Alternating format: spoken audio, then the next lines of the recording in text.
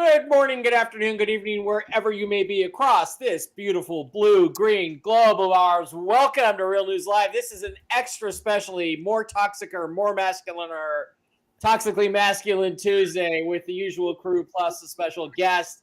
Welcome to the Real News Live show. Here we are. We are going to be live streaming a little bit later on the Donald Trump speech to a joint session of Congress. This should be a fascinating evening, and we're also going to talk a little bit, quite a bit maybe, about the death of Gene Hackman, famous Hollywood actor who once did not loan Steve Doran money. So I'm your host, Mike Barrett, in Las Vegas, Nevada.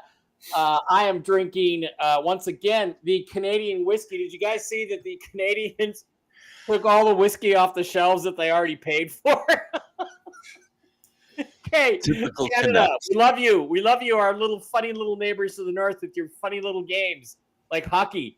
But you're dumb, okay? You're dumb. And I also noticed Mike Myers had had a T-shirt on SNL.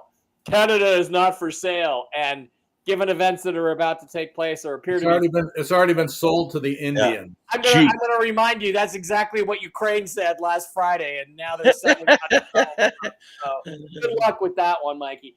All right, let's go around and use the horn here. The usual crew to my immediate right, former head of former second in command of security at Los Alamos National Laboratory, former chief of police, former Marine, special forces, all-around killer, a man who once survived being shot in the face by yours truly, Mike Steve Barrett. fucking the trail boss Doran. Steve, how are you tonight, and what are you drinking? I'm doing good, and I'm actually drinking iced tea because I've spent the last several days in Tennessee following the trail of Blake Wally. So a lot of people don't know this. They think he's the king of television, Yes. but he's actually the king of Crossville. And anywhere you go, there is a picture of Blake Wally hanging in the vestibule or the entranceway of just about every building in the Cumberland Gap. So anybody gets a chance to get out there, you want to take the Blake Wally road to fame, head out to the Cumberland Gap. And as we all know, pimping ain't easy. It's just the TV's Blake Wally makes it look easy. The pimp himself. He makes it look easy when he's wearing his. He makes it look easy when he's wearing his banana hammock with the tassels on it. There you go. And Sylvester Stallone has Tulsa King coming soon, King of Crossville, starring TV's Blake Wally. Blake, how you doing tonight? You ready for this weird, strange, we don't know what the hell to call it, State of the Union thing? And what are you drinking tonight? How you doing?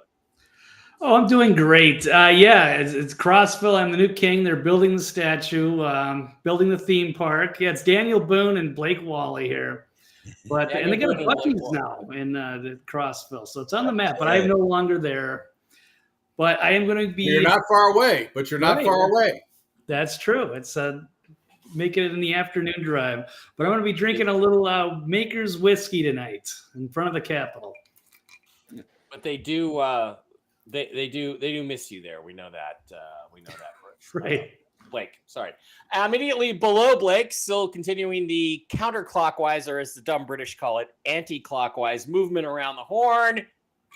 Dr. Brooks Agnew, somewhere in the Carolinas. Brooks, how you doing tonight? How's the house build going? And what are you drinking?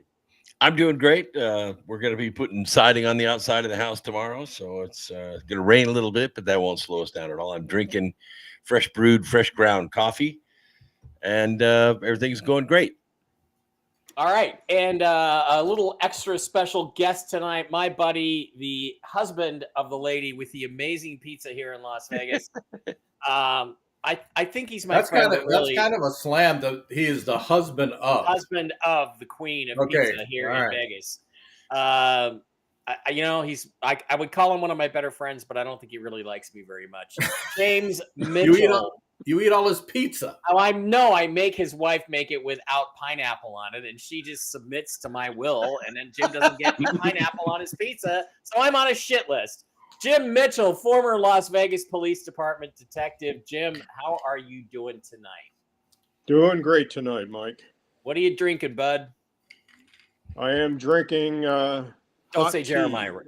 Okay, I was going to say don't say Jeremiah Red because then I'll get really, really jealous. No, it's like Steve. It's not iced tea, but it's hot tea. Yeah, it's hot tea. All right, now, guys, I want to get to this. I want to talk about this Gene Hackman case because it is odd. I think there's no question it's really odd. Mostly I want to get a back and forth with Jim and Steve on it, but I also want to, before we get to that, I want to just talk about what's coming up tonight, which is we're going to be live streaming the speech by President Trump to a joint session of Congress. There is probably more anticipation for this than any speech in recent memory. And the last thing that I was reading in the news on Twitter X before I spent 2 hours playing Rome Total War, trying to finish off those damn Spaniards, is that there apparently is now an agreement, a minerals rights agreement, and we'll start with you, Brooks, between Ukraine and the U.S. that's about to be signed, or it's going to be signed tonight, or it's going to be announced tonight.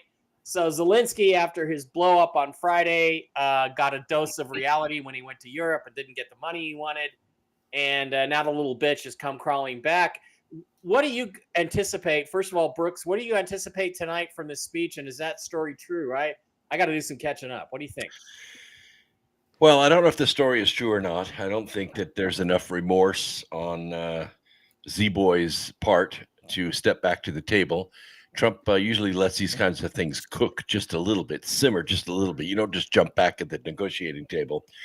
It appears that some of the land that has these rare earth minerals that supposedly belongs to Ukraine is occupied by Putin.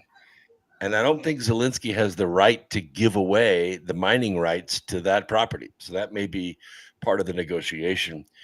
I don't know if you know this or not, but before he met with Trump and Vance in the Oval Office, he met with Susan Rice, the angel of death, Victoria Nuland. Yep.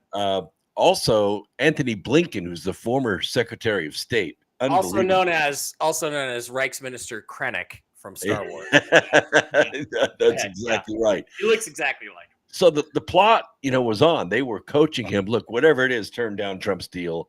And he came in. He appeared to be all coked up to me. I was looking at some of his body language.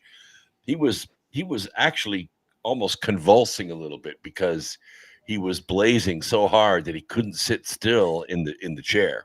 So I knew something was going to go wrong. Speaking as someone who probably may or may not have a little experience with cocaine many decades ago, he was fucking coked out of his mind, Brooks. You know that one. Well, Trump was very patient with him to begin with. His body language was very open. His tone was very even.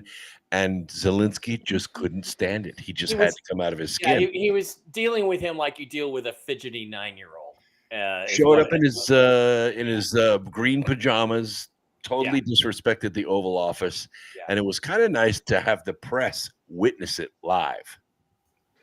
Blake, in addition to getting your opinion on what you think is going to happen tonight,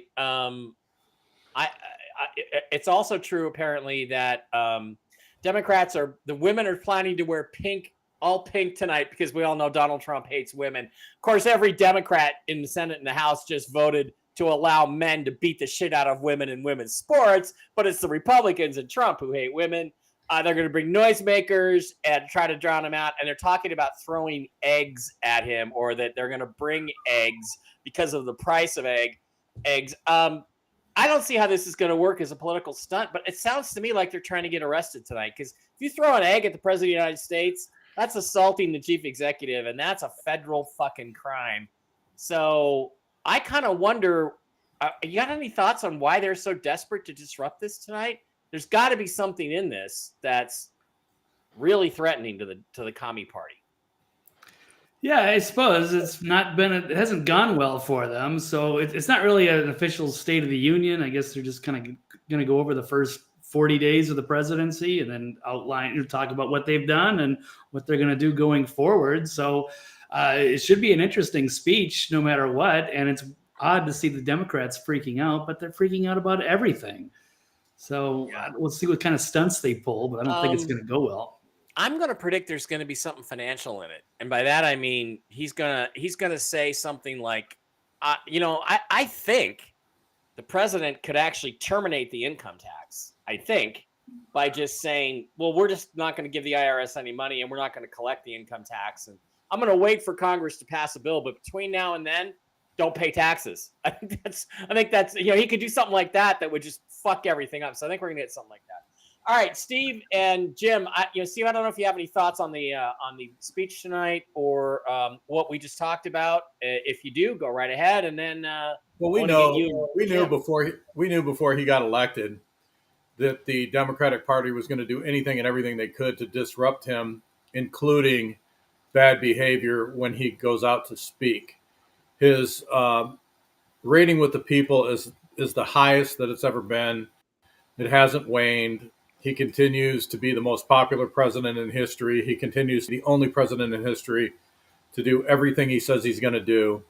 So the only thing that they can do to fight back is use childish, ridiculous stunts to try to disrupt him while he's trying to address the American people, which is just going to make him that much more popular and them that much less popular.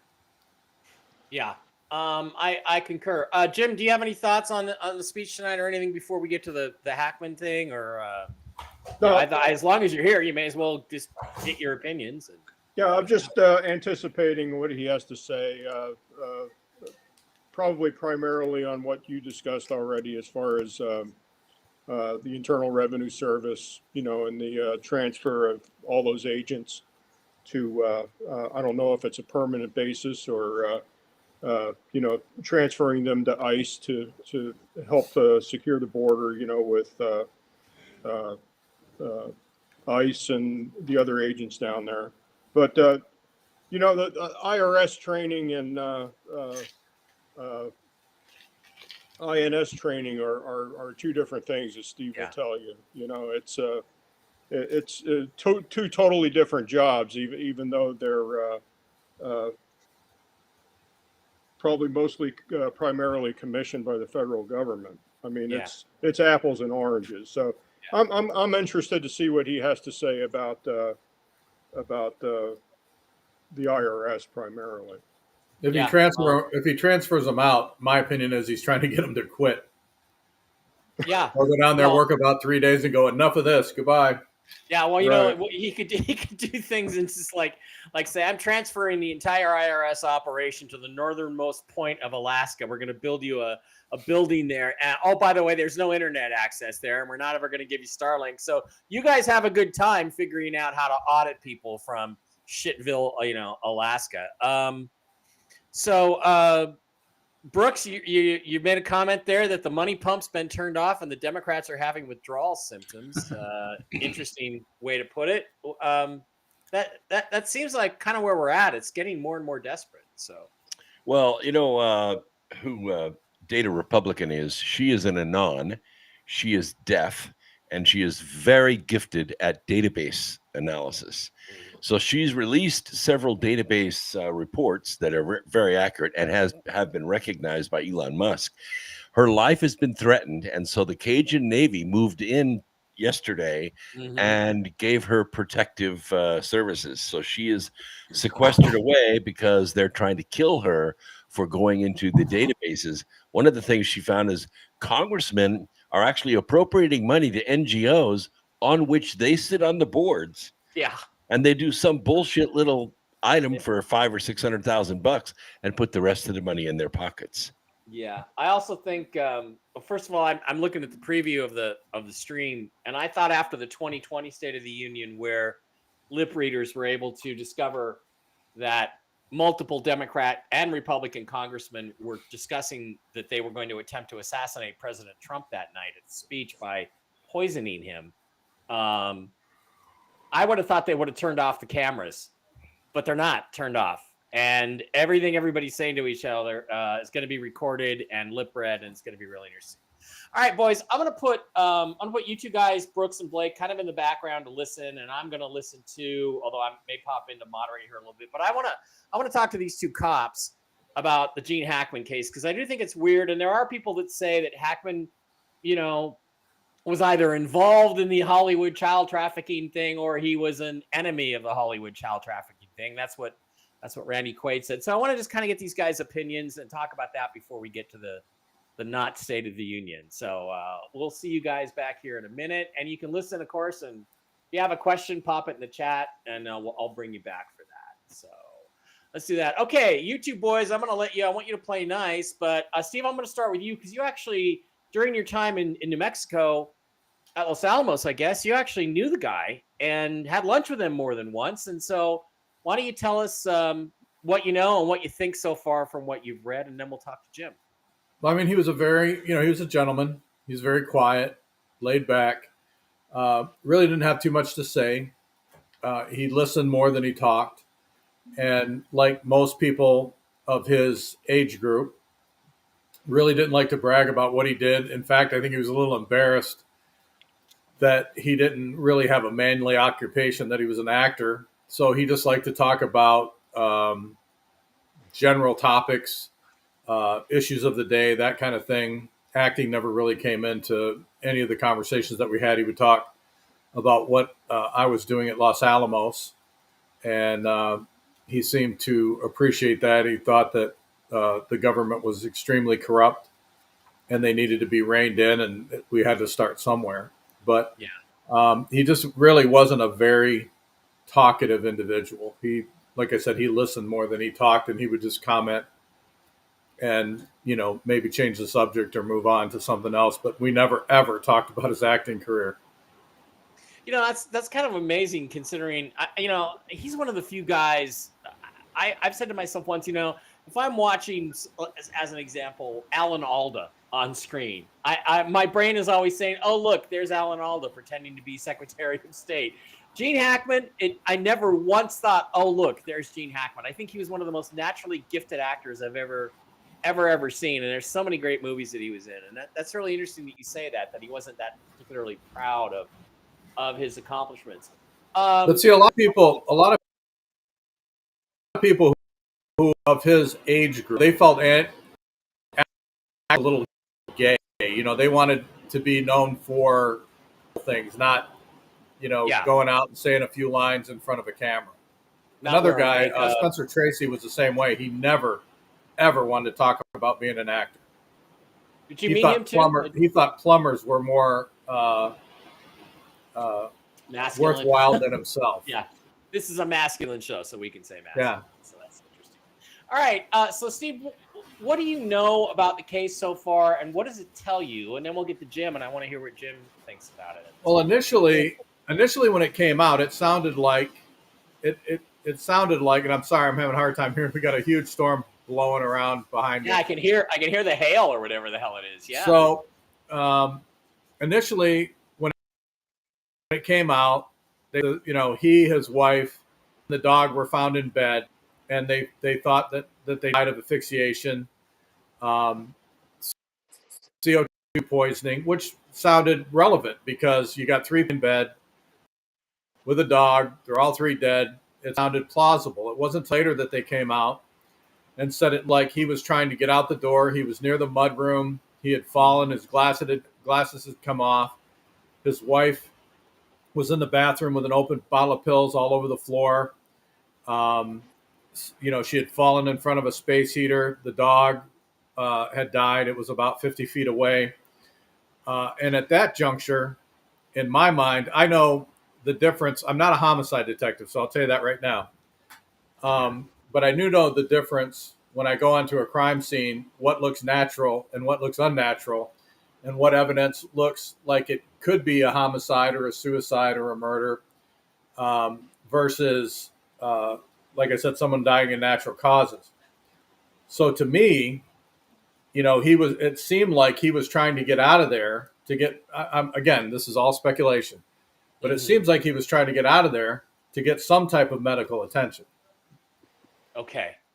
And we do know that his pacemaker pinged a week or so ago, and that would go along with On the what they 17th, thought the age February of the body. 17th.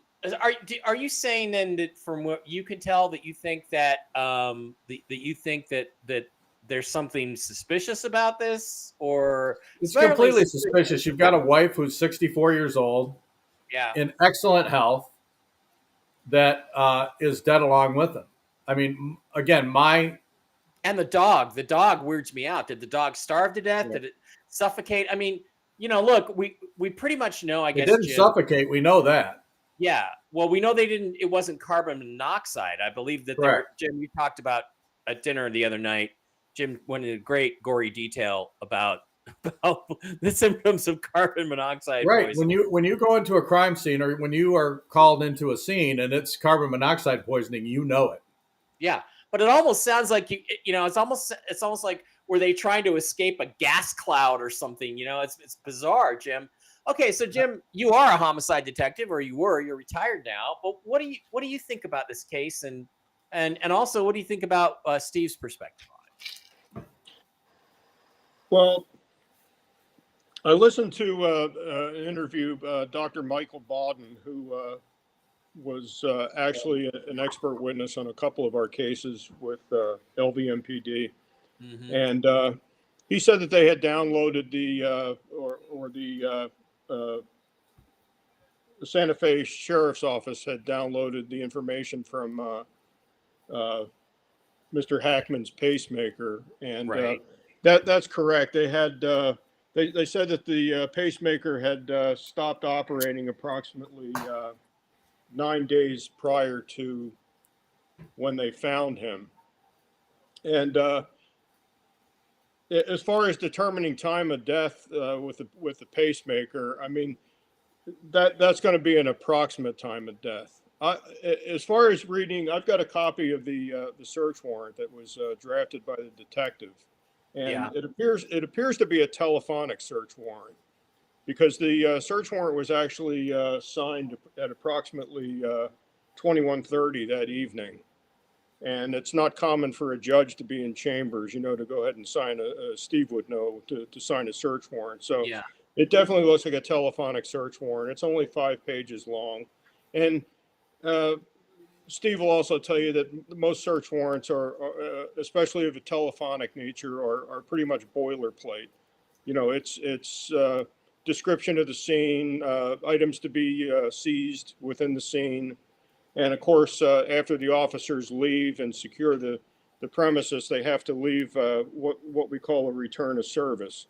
What that is a list of items that were taken from the house, and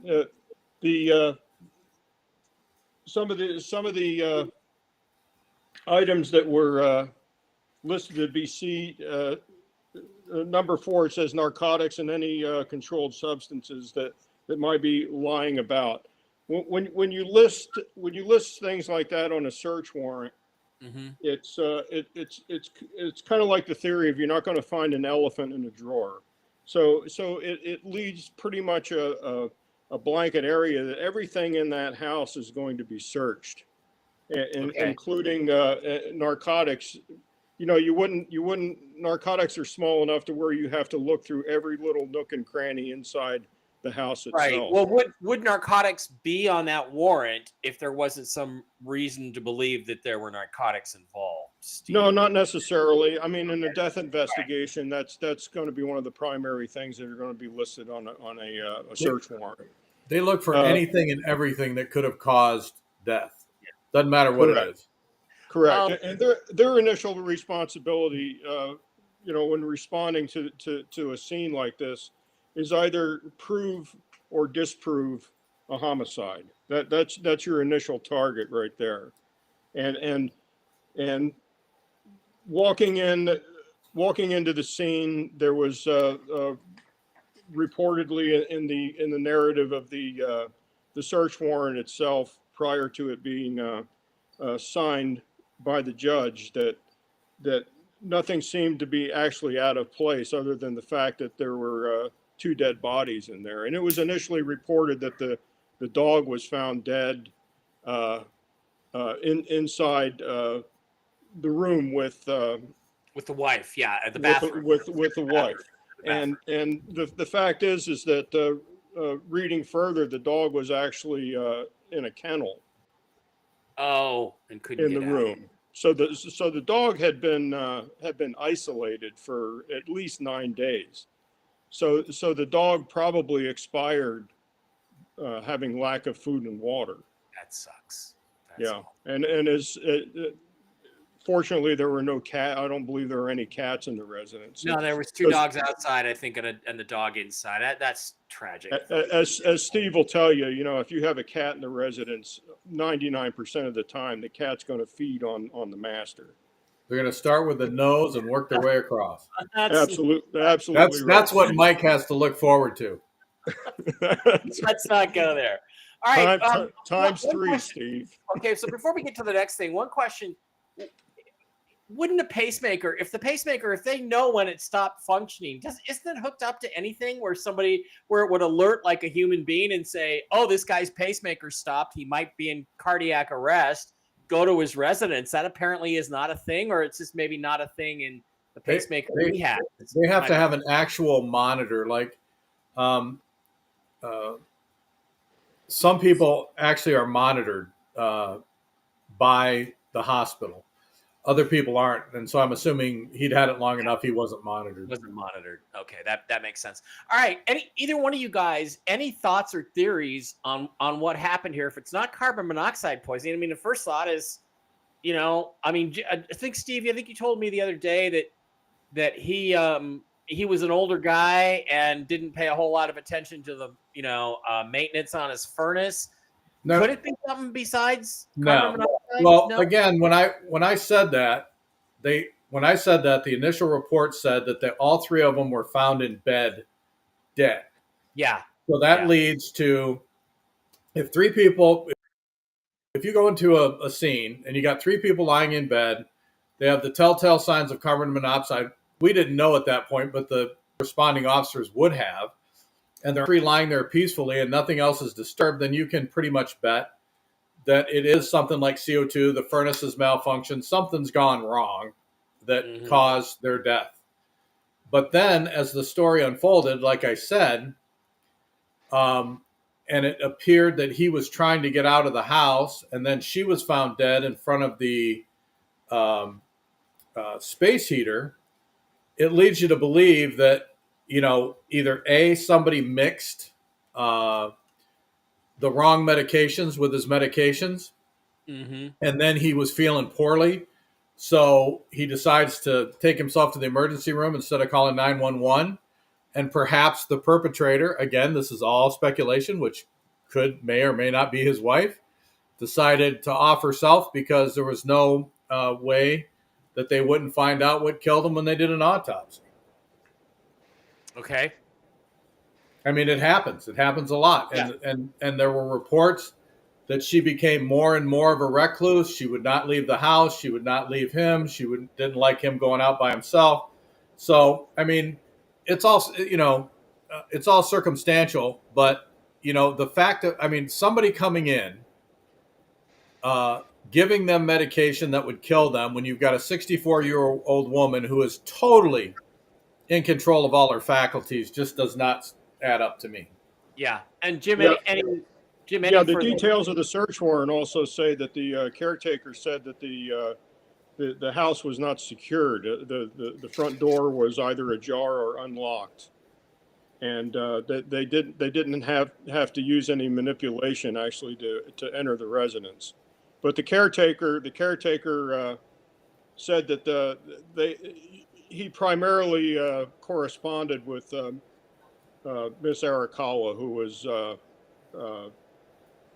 Gene Hackman's wife, First lady of 34 years, and the caretaker said that he didn't primarily converse with Mr. Hackman, but he talked a lot with Betsy, Gene's wife, either by text or by cell phone. And the last time that he had actually spoken to her was 2 weeks prior to them discovering them actually deceased in the house. Wow. Do you? And the do you fact, sort of- also the fact what Steve said as far as the space heater being knocked over, that would account for the apparent mummification of her hands and feet, because in order to have a mummification, usually two things have to be present. Number one, a heat source, and number two, low humidity. And at the time of when they discovered them down, the humidity in Santa Fe County at that time was 28%, which is relatively low. So that would account for the mummification of her hands and feet. Okay, well, interesting stuff. I guess we will try to settle this or talk about it more on another episode. But Steve, your scenario where it's what if it turns out to be something horrible like that, where she tried to kill him or something, and he fell and hit his head, and she killed herself? I mean, good God, with pills. I mean, It's crazy. It's not the first time it's ever happened. Yeah, that's bizarre. Romeo and Juliet.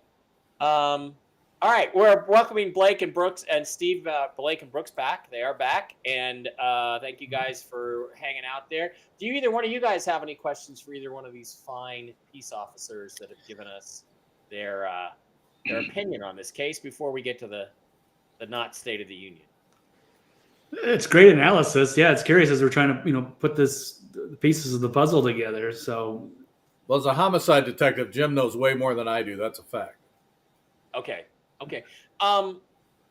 Brooks, you got any questions about what you heard or any thoughts? Well, I just look at it as any problem. When you have one death, it raises questions. Two deaths, it raises a lot more questions.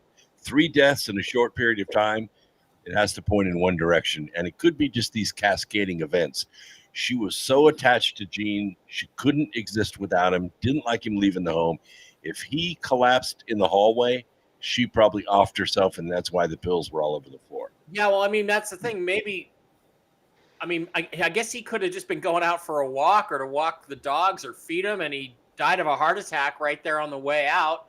Right. She finds the body and takes a bunch of pills, and it hits her faster than she thinks, and she just drops dead right on the bathroom floor, I guess. The only thing that strikes a chord there is most people love their pets. Okay, so if she were to take pills to off herself, she was in a panic, right? It wasn't like, oh, he died, Romeo and Juliet, I'm going to die. Oh. You know what I'm saying? It's more like she was in a panic, and because most people would have had their pets, taken them somewhere, let them out. They would not let them perish in a cage. Yeah. Right. Maybe he had glycerin pills or something. Maybe she found him on the floor, ran upstairs to get the pills, and I don't know, tripped, fell, hit her head. I guess we don't know. There was no apparently obvious signs of that, but interesting stuff. Mike, Dr. Bawden's theory is that she may have found her husband deceased in the mudroom and then ran to get his medication, thinking that she could revive him. And the pills that were found were thyroid medication and also high blood pressure medication. Yeah, that's right. I forgot along with Tylenol. Those were the primarily three pills or three conglomeration of pills that were found on the counter and the floor. And she may have it may be a slip and fall. She hits her head, knocks over the space heater, and expires. Yeah. That's also a possibility. She may be attempting to get medication to attempt to give to him. Yeah. All right, we're getting ready for the speech here. I do anticipate some fireworks tonight. I don't know what they're going to be, but Jim, you can hang or you can depart. It's up to you. If you want to stay and comment, absolutely do so. Everybody here, just again, as this goes along, feel free to comment. Try not to talk over each other, as we always do. And I'm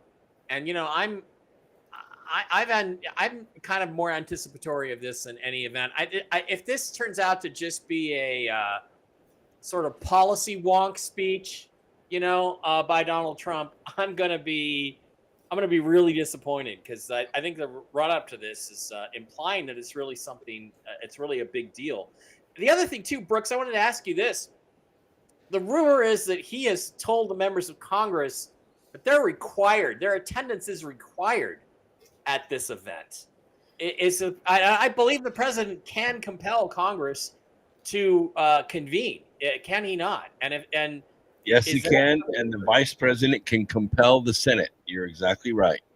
So, I don't know if you guys remember when Saddam Hussein was running Iraq, there was a thing where he did the same thing where he called everybody together and then he read off people that were traitors to Iraq one by one, and these ministers were, the military came up and took them out of their seats and That's walked right. them up the aisle, and we didn't hear the gunshots go off, but under Saddam that they were getting one put in the skull. I was like, wow! I thought, wow, wouldn't that be cool if we did the same thing here? Oh yeah, and Steve Schiff, yeah, found by a military tribunal guilty of child molestation and murder. You're gone. You've been. That would be a pretty fabulous. I would prefer if you ever saw the movie Scarface, I would prefer the baseball bat to the back of the head of all the traitors. Yeah, and wasn't there a movie with I think it was the St. Valentine's Day Massacre was the name of the movie, where Jason Robards is playing Al Capone and he finds a couple of traitors and he uses the baseball bat on them. There's Negan on him. There was a TV series that just came out called 0 Day. Now Robert De Niro starred in it. He's a good actor but a lousy person. In that movie, 8 members of Congress were arrested for treason during a joint session. Oh, okay. Well, we all know they like to follow these Q scripts and things, and also people are saying that there is a Q post that corresponds to today on the dates. It says March 4th. Watch the speech. March 4th. Watch the speech. Yep. So, see, and we don't want. I know you bring this up, Mike, but we don't want military tribunals, and I'll tell you why. Because that's what separates us from the rest of the world.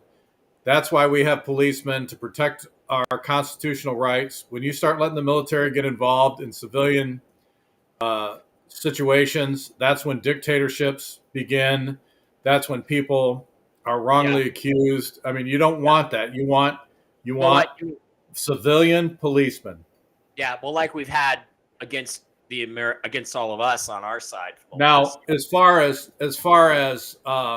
cameras in place, as far as crimes against humanity done by the military, that of course is taken care of by military tribunals. Right. But what about an international crime against humanity Nuremberg trial thing? Judgment at Nuremberg. Yeah, wouldn't the military be involved in that, Steve, or would they? Well, they were, but they were military criminals. They were members of the military that were tried. No, not all of them. Some were members of the press. Yeah, members of the. They were members of the press, but they were part of the military.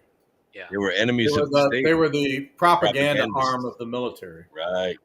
Yeah. Somebody wearing a ball. I mean, I don't care how they get it. I just want them to get it.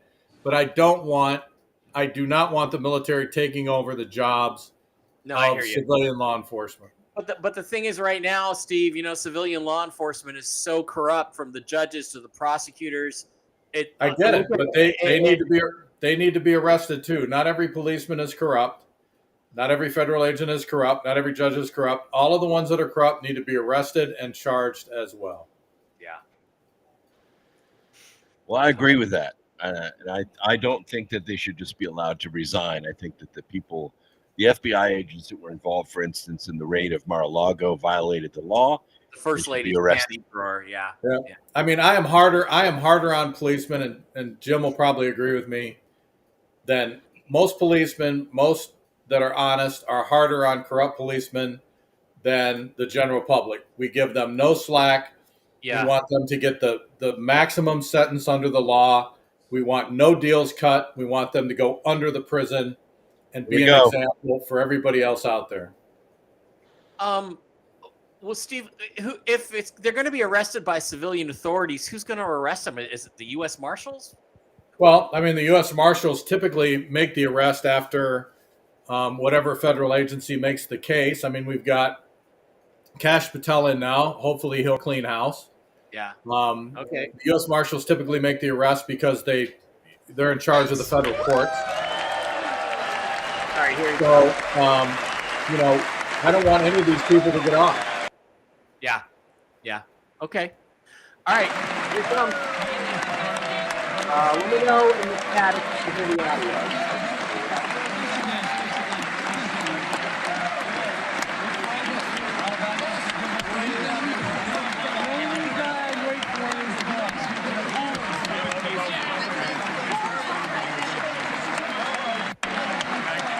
Caesar. Where's Burchett? There's Tim Burchett, one of the few great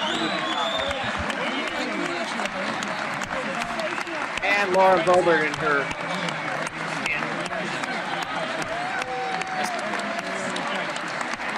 Marjorie Taylor Greene's wearing a hat. Everybody hates his guts. According to the Democrats, everybody hates his guts.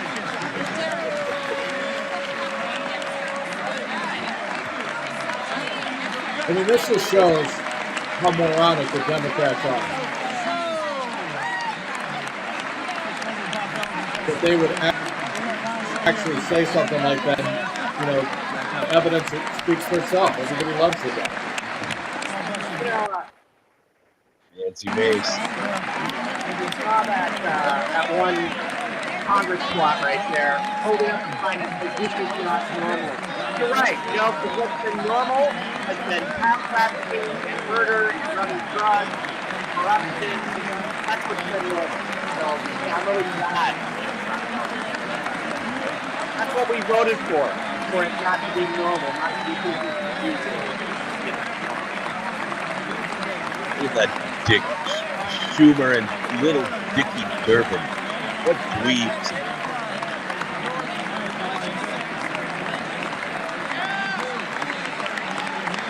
That's not normal. They want a corrupt guy in power so that they can get all their money illegally through the federal government by scamming it out. Yeah.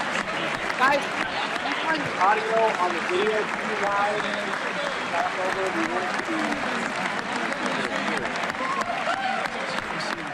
Kind of difficult to hear you, Mike, over the. How about now? Yeah, that's better. That's better. If you want to hear the speech, look, people hear you here.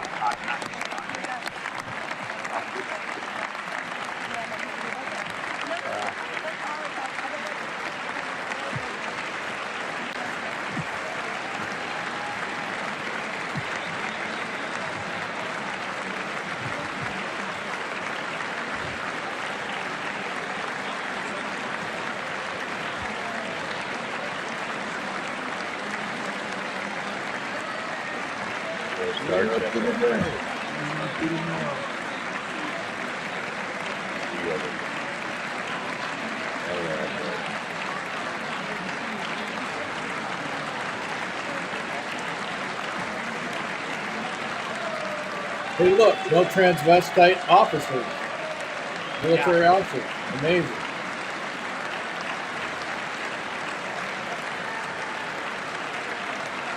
It makes me proud to be an American again that they actually have men and women in uniform, not kids. In high heels? Yep. Not pieces of trash.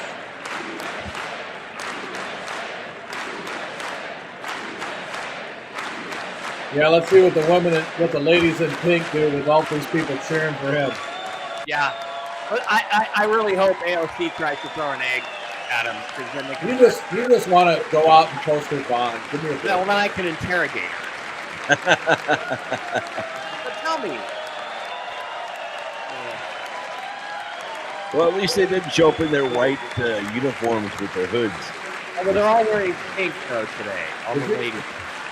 Did you hear about that Canadian race car driver? She said that she thought she would hate Trump, and when she met him, she said he was so genuine. She had never experienced anything like it. Yep.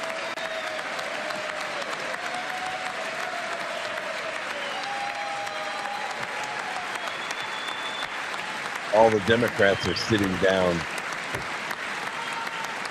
They're Again, disrespectful pieces of filth.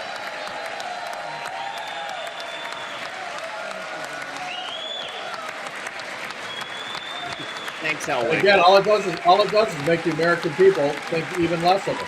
That's right. You don't have the respect to stand up for your president. You don't have the respect to behave accordingly. You're just an animal. Go away. Jody, like your show today. Thank you, Jody.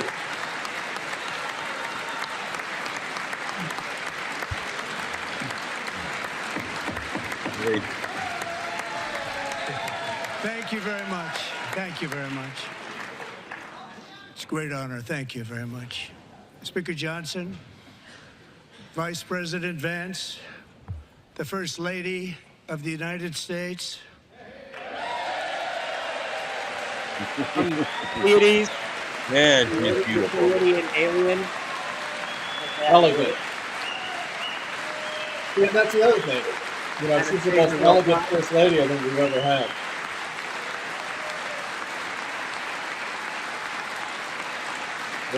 Maybe running a close second to Jackie. Members of the United States Congress, thank you very much. And to my fellow citizens, America is back.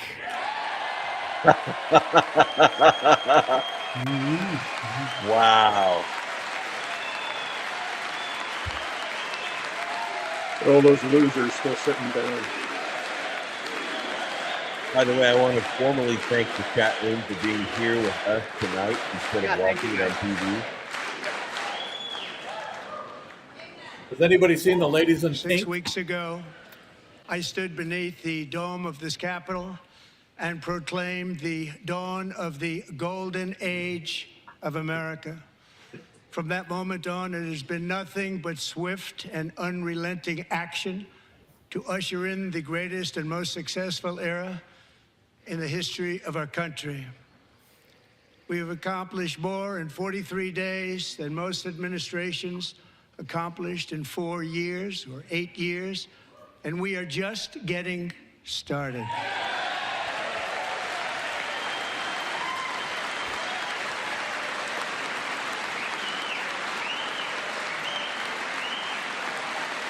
Welcome.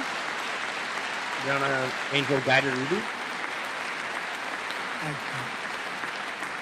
I return to this chamber tonight to report that America's momentum is back, our spirit is back, our pride is back, our confidence is back, and the American dream is surging bigger and better than ever before.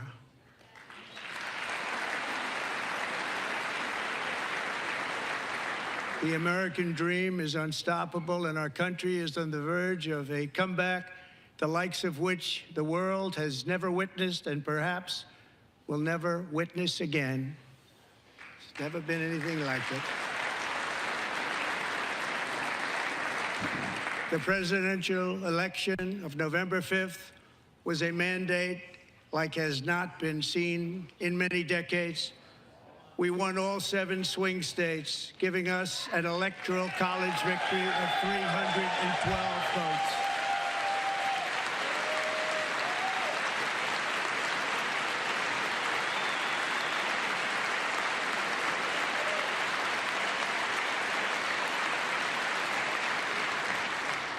We won the popular vote by big numbers and won counties in our country.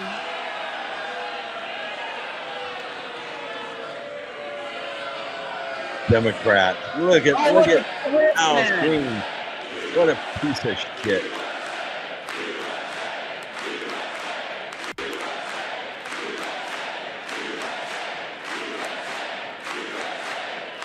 Good, they're drowning out the Democrat. They rehearsed that. Counties in our country, 2,700 to 525. On a map that reads almost completely red for Republican. Wow, I think somebody just got removed. Now, Wait. for the first time in modern history, more Americans believe that our country is headed in the right direction than the wrong direction. In fact, it's an astonishing record, 27-point swing, the most ever. This is political suicide by the Democrats taking place right now. Yep. Absolutely. Well, they've got no leg to stand on. They've been caught with their hand in the cookie jar. They've got nothing to lean on anymore. Just their lies and their Small business inappropriate optimism behavior. saw its single largest one-month gain ever recorded. A Get him out, Vance. 41-point jump. Yeah, he's standing with a cane. Members are directed to uphold and maintain decorum in the House and to cease any further disruptions. That's your warning. Get the wolf man out of here. Fuck you. Pick him up. Members are engaging in willful and continuing breach of decorum, and the chair is prepared to direct the Sergeant at Arms to restore order to the joint session. Awesome. Have a little masculinity in this house. Take him out. There he is. There he is. I would love to be the sergeant at arms right now. Sit down.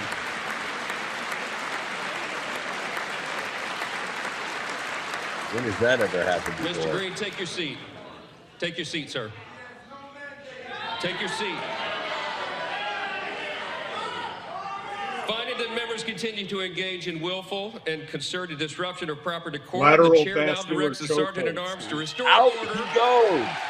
All right, it's going to get him out. Remove this gentleman That's the from the wolf chamber. man. I forget his name. Wow. How would you like that for a bad Taking him out. No. Ejected.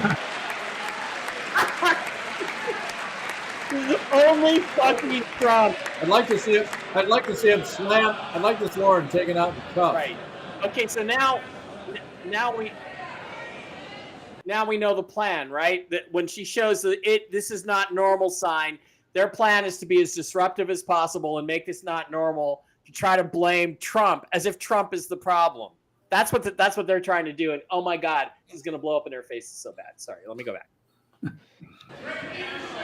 Get out of here. Bye-bye. That's a weapon. I think it needs to be taken from him. Secure that bludgeoning device first. Members are directed to uphold and maintain decorum in the House. Mr. President, you continue. Thank you. Over the Tasen. past 6 weeks, Yeah. I have signed nearly 100 executive orders and taken more than 400 executive actions, a record to restore common sense, safety, optimism, and wealth all across our wonderful land. The people elected me to do the job, and I'm doing it.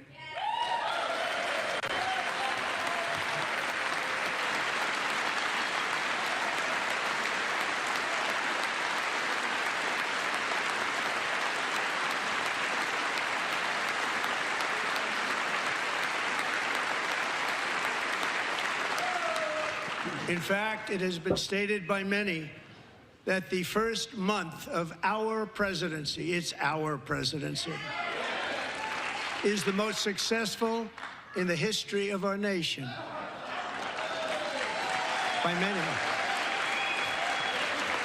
Absolutely, 100% true. Yep.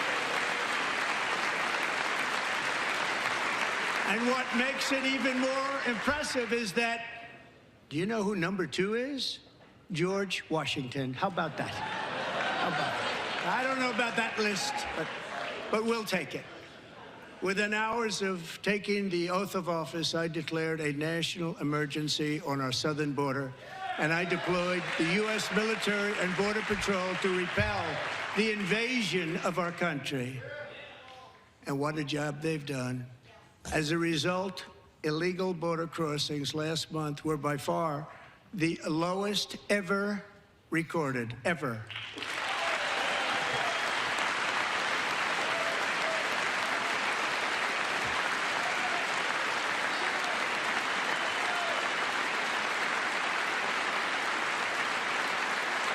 They heard my words and they chose not to come. Much easier that way. In comparison, under Joe Biden, the worst president in American history, there were hundreds of thousands of illegal crossings a month, and virtually all of them, including murderers, drug dealers, gang members, and people from mental institutions and insane asylums, were released into our country. Who would want to do that? This is my 5th such speech to Congress. And once again, I look at the Democrats in front of me, and I realize there is absolutely nothing I can say to make them happy, or to make them stand or smile or applaud. Nothing I can do. I could find a cure to the most devastating disease, a disease that would wipe out entire nations, or announce the answers to the greatest economy in history, or the stoppage of crime to the lowest levels ever recorded. And these people sitting right here will not clap, will not stand, and certainly will not cheer for these astronomical achievements. They won't do it, no matter what. Five times I've been up here. It's very sad, and it just shouldn't be this way. He's right. But again, the American people know that these idiots are scum and they don't have a leg to stand on. And every single thing that they're doing is against the United Democrats sitting States. before me, And they're just digging their hole deeper. for just this one night, why not join us in celebrating so many incredible wins for America?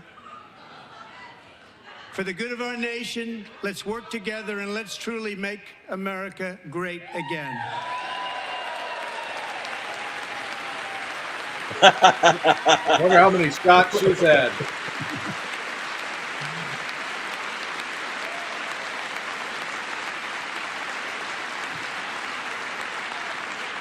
Every day, my administration is fighting to deliver the change America needs to bring a future that America deserves, and we're doing it. This is a time for big dreams and bold action. Upon taking office, I imposed an immediate freeze on all federal hiring, a freeze on all new federal regulations, and a freeze on all foreign aid.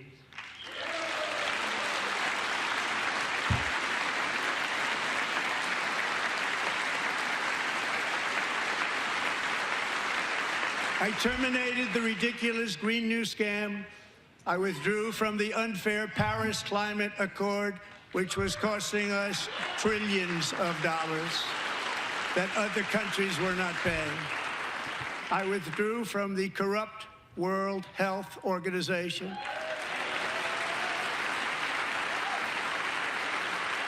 And I also withdrew from the anti-American UN Human Rights Council.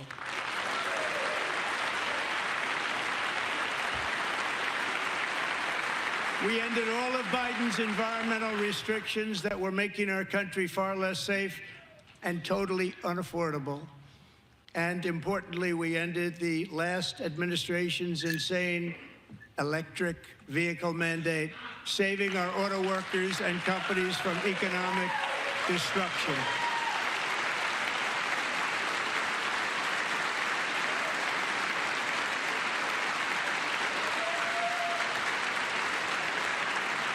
To unshackle our economy, I have directed that for every one new regulation, 10 old regulations must be eliminated, just like I did in my very successful first term.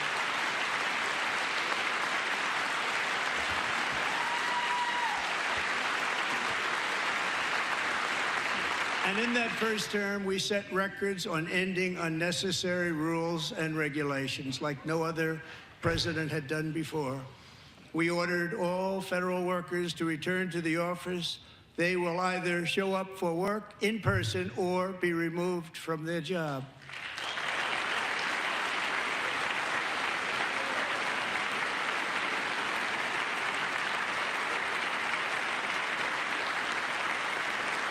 And we've ended weaponized government where, as an example, a sitting president is allowed to viciously prosecute his political opponent, like me. How did that work out? How did that work out, baby? How did that work out for you?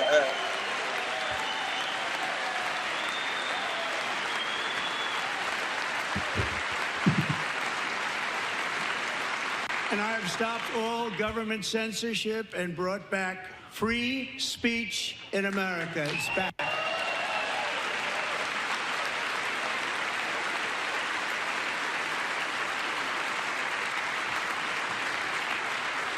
And 2 days ago, I signed an order making English the official language of the United States of America.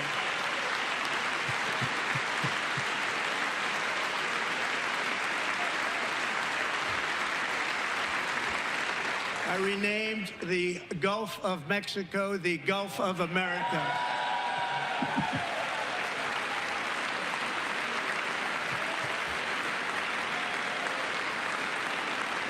And likewise, I renamed, for a great president, William McKinley, Mount McKinley again.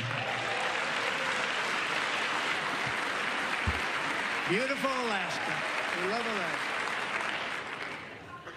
We've ended the tyranny of so-called diversity, equity, and inclusion policies all across the entire federal government and indeed the private sector and our military. He needs to go And back. our country will be woke no longer. Woke no more. We believe that whether you are a doctor, an accountant, a lawyer, or an air traffic controller, you should be hired and promoted based on skill and competence, not race or gender. Very important.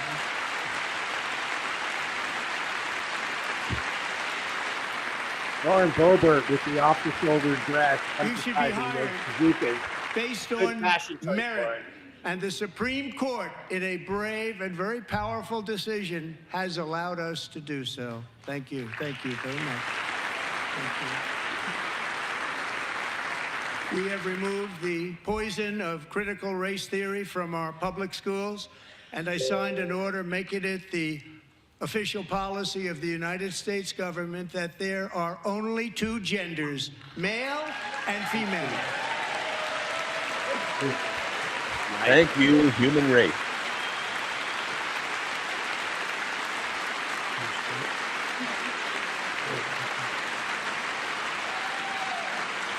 I also signed an executive order to ban men from playing in women's sports.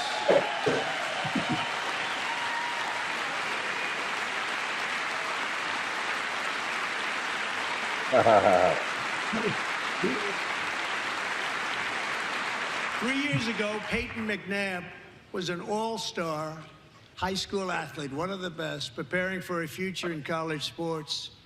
But when her girls' volleyball match was invaded by a male, he smashed the ball so hard in Peyton's face, causing traumatic brain injury, partially paralyzing her right side, and ending her athletic career. It was a shot like she's never seen before. She's never seen anything like it. Peyton is here tonight in the gallery, and Peyton, from now on, schools will kick the men off the girls' team, or they will lose all federal funding. Right on. Right on. And the Democrats won't even stand for that. That No, piece of crap. they like to see women abused in sports. They like it.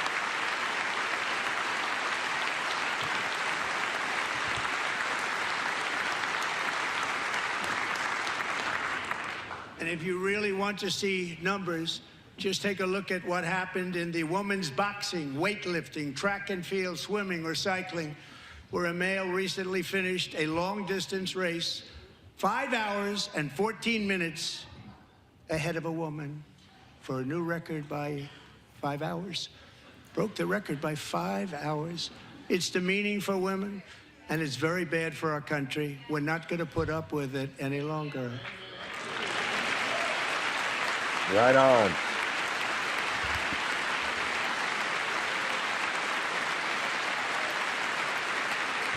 She needs another drink. Maybe she's got a little shot glass in her thing there. What I have just described Really, though, is only a she's small moist. fraction of the common sense revolution that is now, because of us, sweeping the entire world. I made Jim laugh. Common sense has become a common theme, and we will never go back. Never. Never going to let that happen. Among my very highest priorities is to rescue our economy and get dramatic and immediate relief to working families. As you know, we inherited from the last administration an economic catastrophe and an inflation nightmare.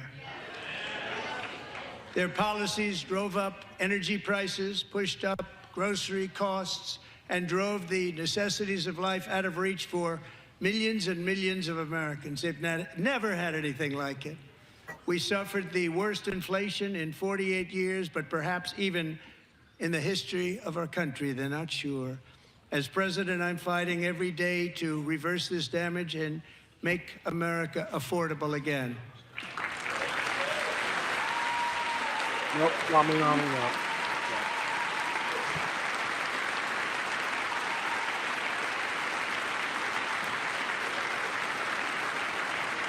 Joe Biden especially let the price of eggs get out of control. The egg price is out of control, and we're working hard to get it back down. Secretary, do a good job on that. You inherited a total mess from the previous administration. Do a good job.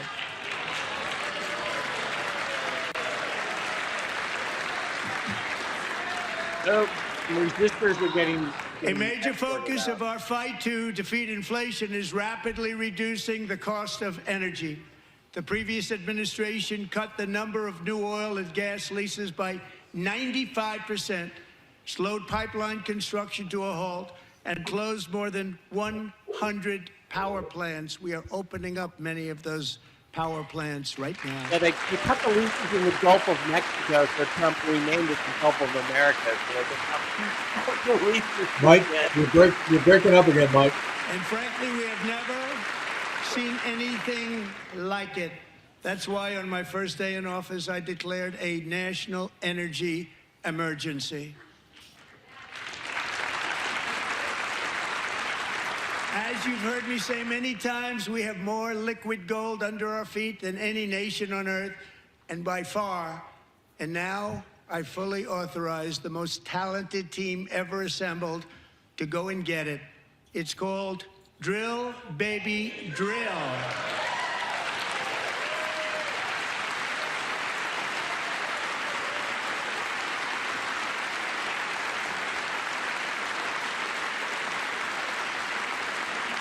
My administration is also working on a gigantic natural gas pipeline in Alaska, among the largest in the world, where Japan, South Korea, and other nations want to be our partner with investments of trillions of dollars each. There's never been anything like that one.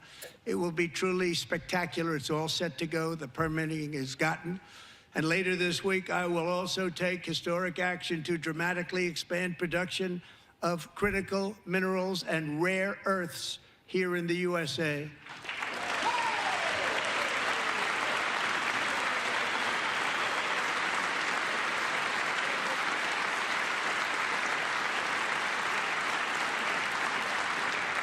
To further combat inflation, we will not only be reducing the cost of energy, but we'll be ending the flagrant waste of taxpayer dollars.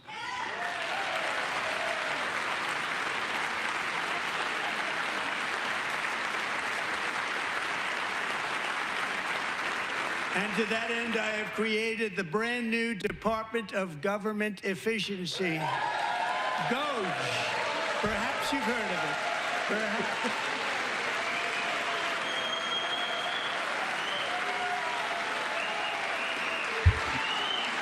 Which is headed by Elon Musk, who is in the gallery tonight. Yeah, he looks really evil, doesn't he?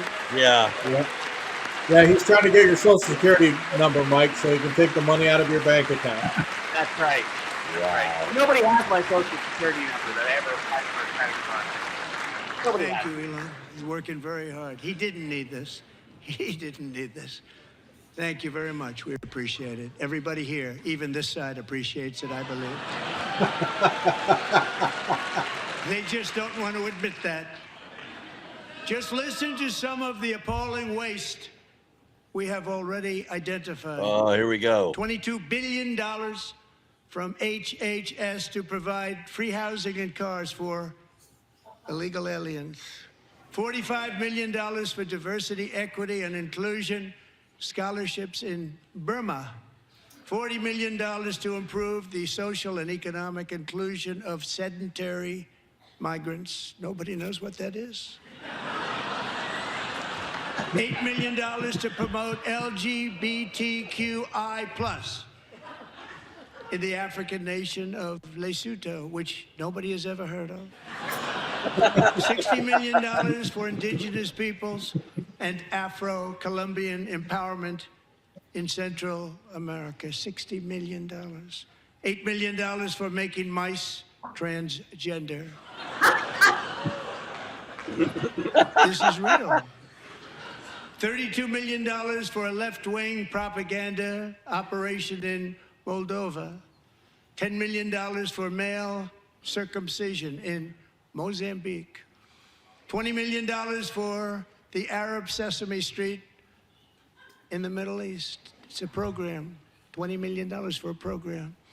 $1.9 billion to recently created Decarbonization of Homes Committee, headed up, and we know she's involved. Just at the last moment, the money was passed over by a woman named Stacey Abrams. Yeah. Have you ever heard of her? A $3.5 million consulting contract for lavish fish monitoring. $1.5 million for voter confidence in Liberia. $14 million for social cohesion in Mali. $59 million for illegal alien hotel rooms in New York City. He's a real estate developer. He's done very well. $250,000 to increase vegan local climate action innovation in Zambia. $42 million for social and behavior change in Uganda. $14 million for improving public procurement in Serbia. $47 million for improving learning outcomes in Asia. Asia's doing very well with learning. We know what we're doing. Should use it ourselves.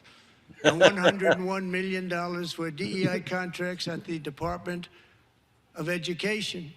The most ever paid, nothing even like it. Under the Trump administration, all of these scams, and they're far worse, but I didn't think it was appropriate to talk about them. They're so bad.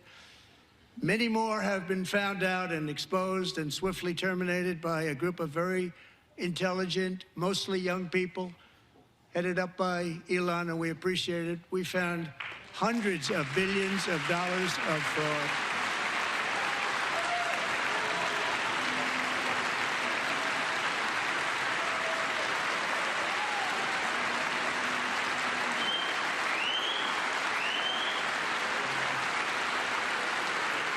And we've taken back the money and reduced our debt to fight inflation and other things. Taken back a lot of that money. We got it just in time. This is just the beginning. The Government Accountability Office, a federal government office, has estimated annual fraud of over $500 billion in our nation, and we are working very hard to stop it. We're going to. We're also identifying shocking levels of incompetence and probable fraud in the where is AOC? Social Security program for our seniors, and that our seniors. She's the people that we designated love rely on. survivor. Believe it or not, government databases list He's under 4.7 million investigation right Social now. Security members from people He's texting you, aged Mike. 100 to 109 years old.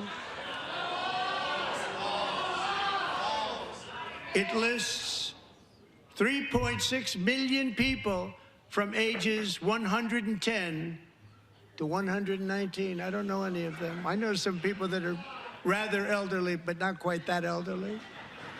3.47 million people from ages 120 to 129. 3.9 million people from ages 130 to 139. 3.5 million people from ages 140 to 149. And money is being paid to many of them Yeah. And we're searching right now. In fact, Pam, good luck. Good luck. You're going to find it. But a lot of money is paid out to people because it just keeps getting paid, and nobody does. And it really hurts Social Security and hurts our country. 1.3 million people from ages 150 to 159, and over 130,000 people, according to the Social Security databases, are age over 160 years old. We have a healthier country than I thought, Bobby.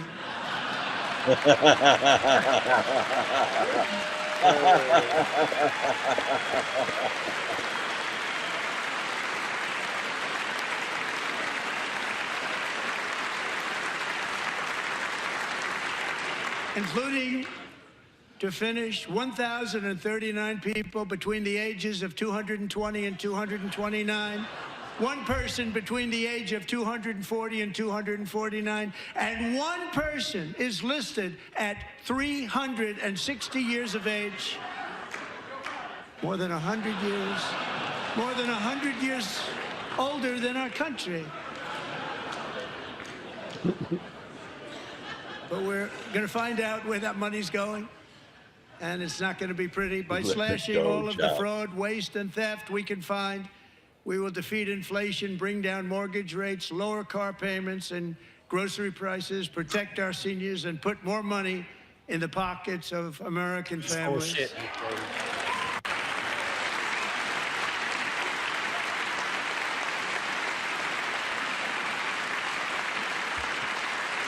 I like how the Democratic senator says that it's all lies. It's all And made today, up. interest rates took a beautiful drop, big, beautiful drop. It's about time.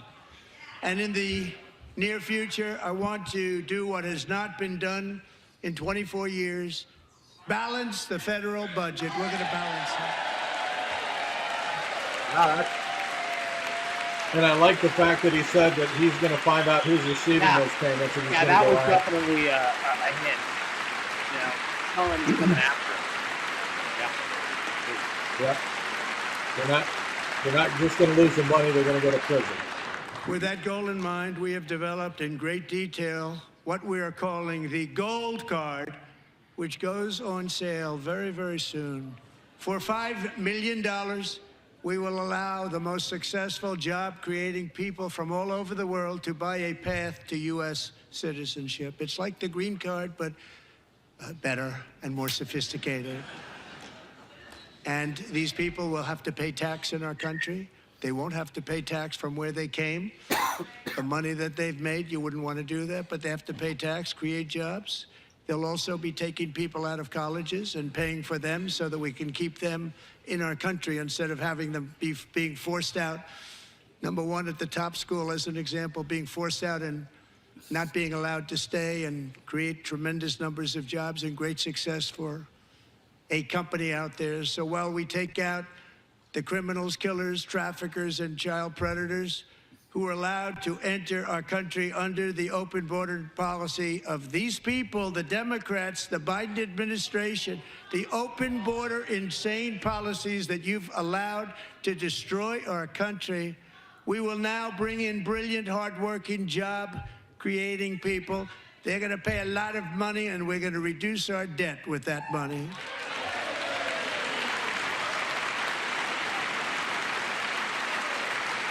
Boom. Americans have given us a mandate for bold and profound change. For nearly 100 years, the federal bureaucracy has grown until it has crushed our freedoms, ballooned our deficits, and held back America's potential in every possible way.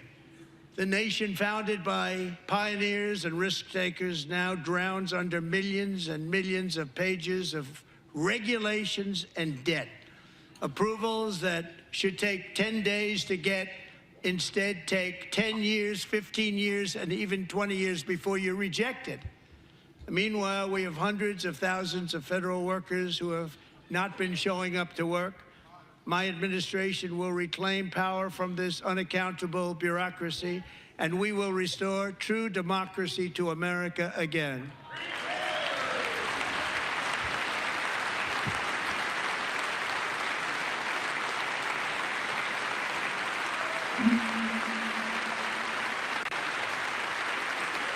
Hopefully that will Federal bureaucrat who go resists down this change to the will be state level. removed from office immediately. Because we are draining the swamp. It's very simple. And the days of rule by unelected bureaucrats are over. Wow. Right on. About fucking time to hear that. Yeah. Yep.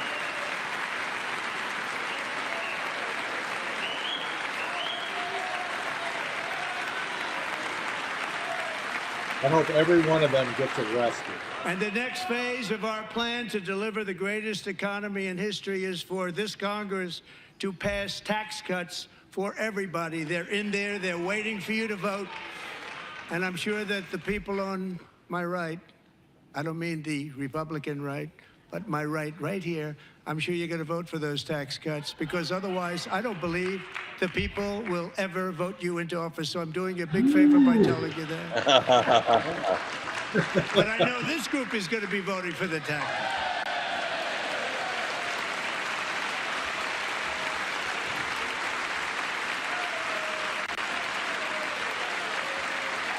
Wow, they really are making themselves look so bad. A very, very big part of our plan. We had tremendous success in our first term with it. A very big part of our plan. We're seeking permanent income tax cuts all across the board.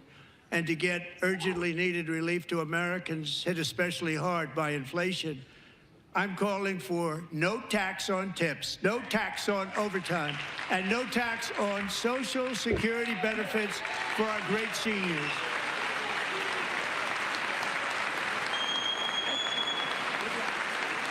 Can't wait.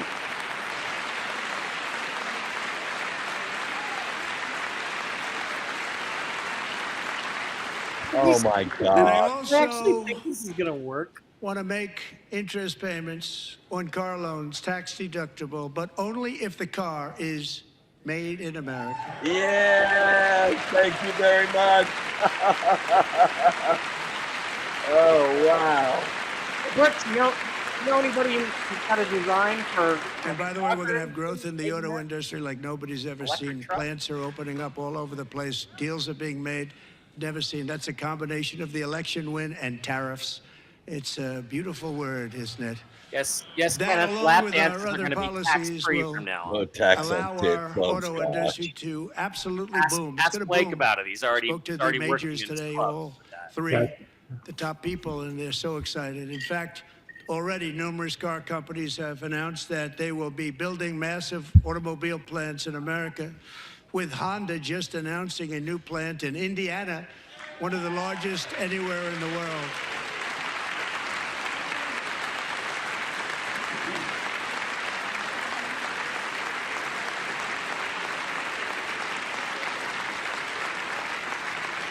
And this has taken place since our great victory on November 5th, a date which will hopefully go down as one of the most important in the history of our country.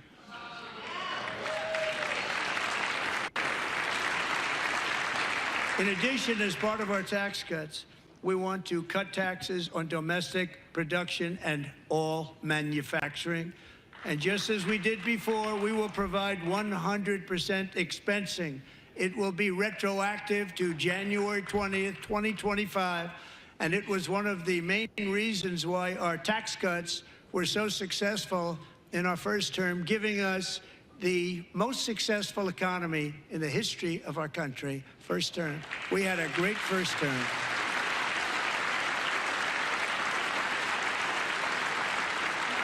If you don't make your product in America, however, under the Trump administration, you will pay a tariff, and in some cases, a rather large one.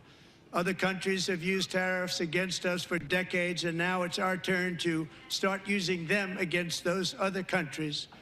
On average, the European Union, China, Brazil, India, Mexico, and Canada, have you heard of them? And countless other nations charge us tremendously higher tariffs than we charge them. It's very unfair. India charges us auto tariffs higher than 100%. China's average tariff on our products is twice what we charge them. And South Korea's average tariff is 4 times higher. Think of that, 4 times higher. And we give so much help militarily and in so many other ways to South Korea. But that's what happens. This is happening by friend and foe. This system is not fair to the United States and never was. And so on April 2nd, I wanted to make it April 1st, but I didn't want to be accused of April Fool's Day. That's not, just one day was cost us a lot of money. But we're going to do it in April. I'm a very superstitious person. April 2nd, reciprocal tariffs kick in. And whatever they tariff us, other countries, we will tariff them. That's reciprocal, back and forth. Whatever they tax us, we will tax them. If they do non-monetary tariffs to keep us out of their market, then we will do non-monetary barriers to keep them out of our market. There's a lot of that, too. They don't even allow us in their market. We will take in trillions and trillions of dollars and create jobs like we have never seen before. I did it with China and I did it with others, and the Biden administration couldn't do anything about it because there was so much money they couldn't do anything about it. We have been ripped off for decades by nearly every country on earth, and we will not let that happen any longer.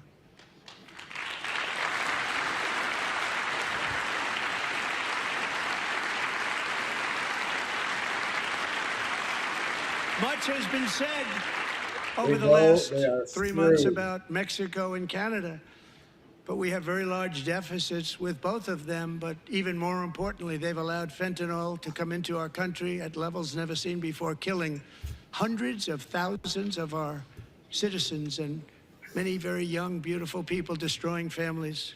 Nobody's ever seen anything like it.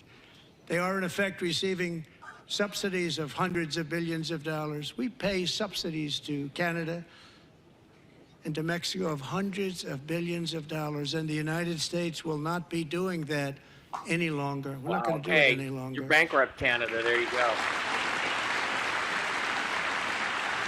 Thanks to our America First policies, let all the Indians that they let in place, pay. we have had $1.7 trillion of new investment in America in just the past few weeks.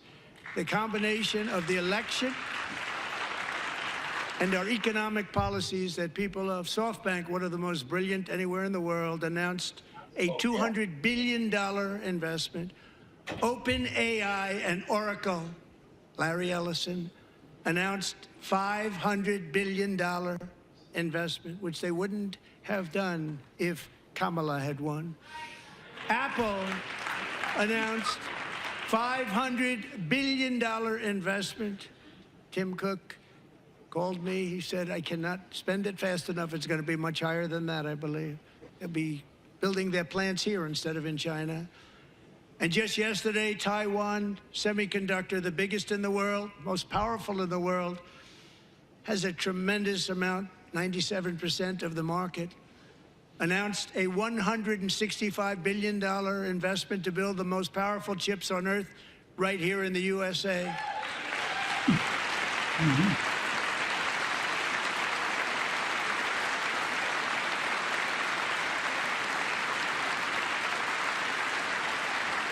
And we're not giving them any money. Your CHIPS Act is a horrible, horrible thing. We give hundreds of billions of dollars, and it doesn't mean a thing. They take our money and they don't spend it. All that meant to them, we're giving them no money. All that was important to them was they didn't want to pay the tariffs, so they came and they're building, and many other companies are coming. We don't have to give them money. We just want to protect our businesses and our people. And they will come because they won't have to pay tariffs if they build in America. So it's very amazing. You should get rid of the CHIP Act, and whatever's left over, Mr. Speaker, you should use it to reduce debt or any other reason you want to.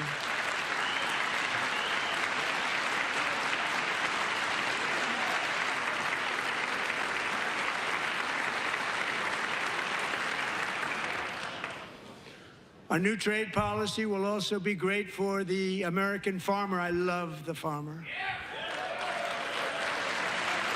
Who will now be selling into our home market, the USA, because nobody is going to be able to compete with you. Because there's goods that come in from other countries and companies.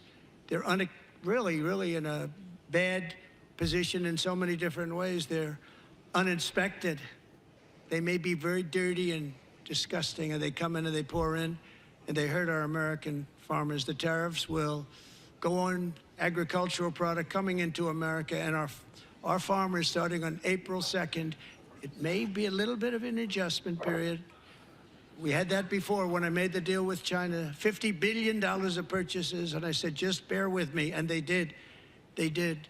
Probably have to bear with me again, and this will be even better. That was great. The problem with it was that Biden didn't enforce it. He didn't enforce it. $50 billion of purchases, and we were doing great, but Biden did not enforce it, and it hurt our farmers. But our farmers are going to have a field day right now. So to our farmers, have a lot of fun. I love you too. I love you too. It's all going to happen.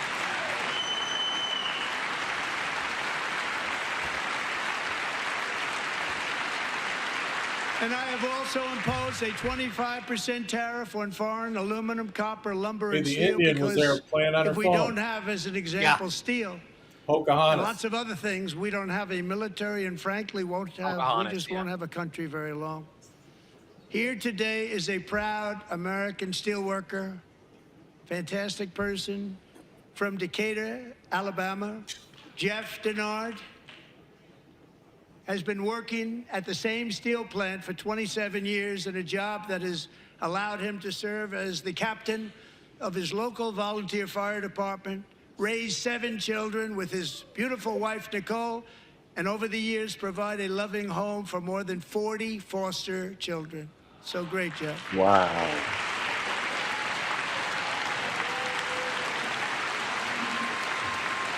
A lot of state money coming in for those kids. Thank you, Jeff. Thank you, Jeff. Democrats won't stand for that. Stories like Jeff's remind us that tariffs are not just about protecting American jobs. They're about protecting the soul of our country. Tariffs are about making America rich again and making America great again, and it's happening, and it will happen rather quickly. There'll be a little disturbance, but we're okay with that. It won't be much. No, you're not. Oh. And look where Biden took us. Very low, the lowest we've ever been. Jeff, I want to thank you very much. And I also want to recognize another person who has devoted herself to foster care community. She works so hard on it. A very loving person, our magnificent First Lady of the United States.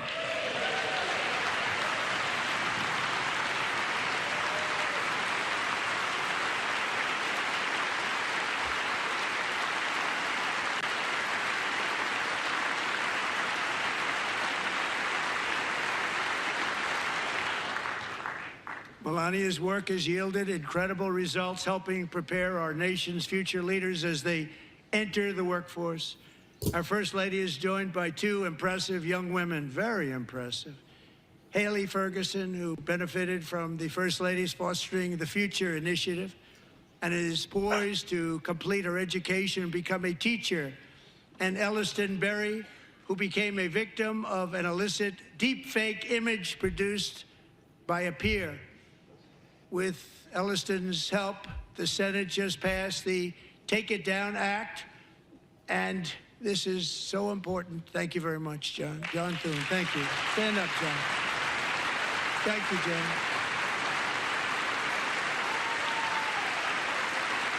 Thank you all very much.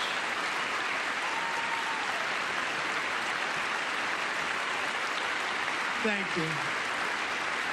And thank you to John Thune and the Senate. Great job. To criminalize the publication of such images online is a terrible, terrible thing. And once it passes the House, I look forward to signing that bill into law. Thank you. And I'm going to use that bill for myself, too, if you don't mind. Because nobody gets treated worse than I do online. Nobody. That's great. Thank you very much to the Senate. Thank you. But if we truly care about protecting Americans' children, no step is more crucial than securing America's borders. Over the past 4 years, 21 million people poured into the United States. Many of them were murderers, human traffickers, gang members, and other criminals from the streets of dangerous cities all throughout the world. Because of Joe Biden's insane and very dangerous open border policies, they are now strongly embedded in our country, but we are getting them out and getting them out fast.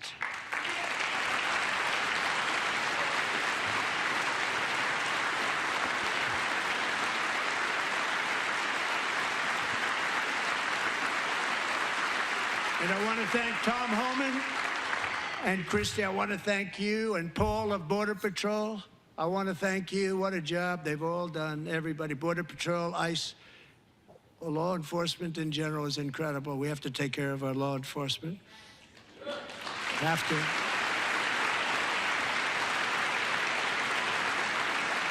Last year,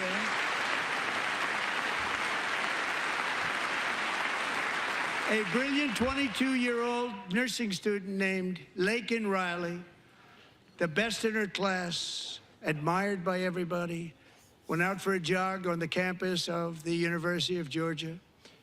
That morning, Laken was viciously attacked, assaulted, beaten, brutalized, and horrifically murdered.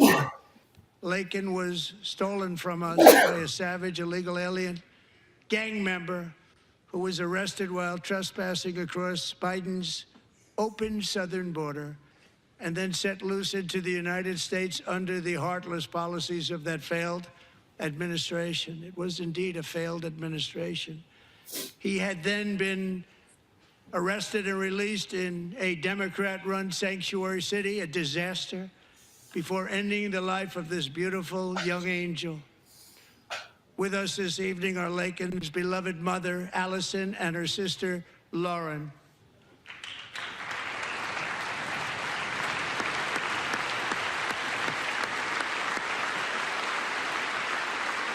And the Democrats remain seated.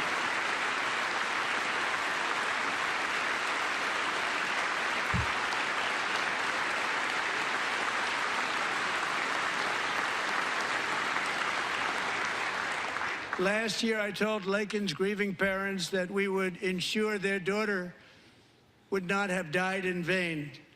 That's why the very first bill I signed into law as your 47th president mandates the detention of all dangerous criminal aliens who threaten public safety. It's a very strong, powerful act.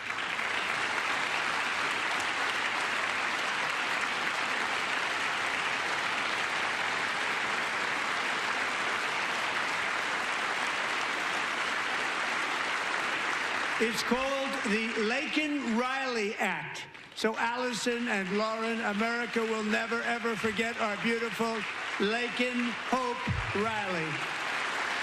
Well, the over-under at 84 and a half minutes looks like the over's going to win at this point. You bet.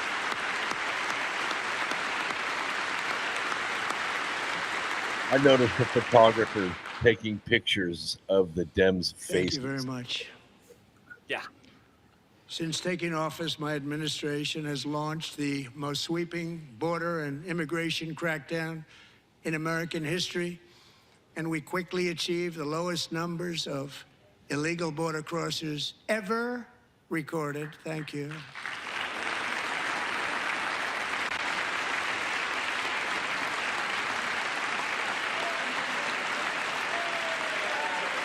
This is why we don't need politicians in office. We need people who understand business and who understand the media and our friends in common the sense. Democrat Party kept saying we needed new legislation. We must have legislation to secure the border. But it turned out that all we really needed Unfriend them, Susie. was a new president.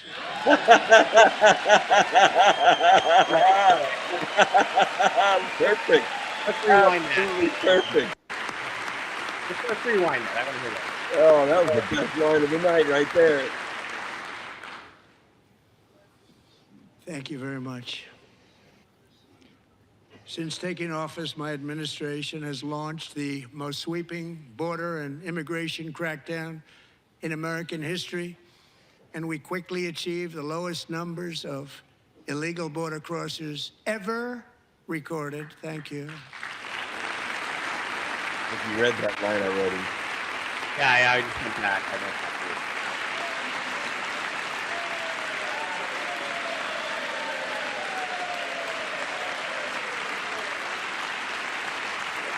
The Lot of empty media seats. and our friends in the Democrat Party kept saying we needed new legislation. We must have legislation to secure the border. But it turned out that all we really needed was a new president.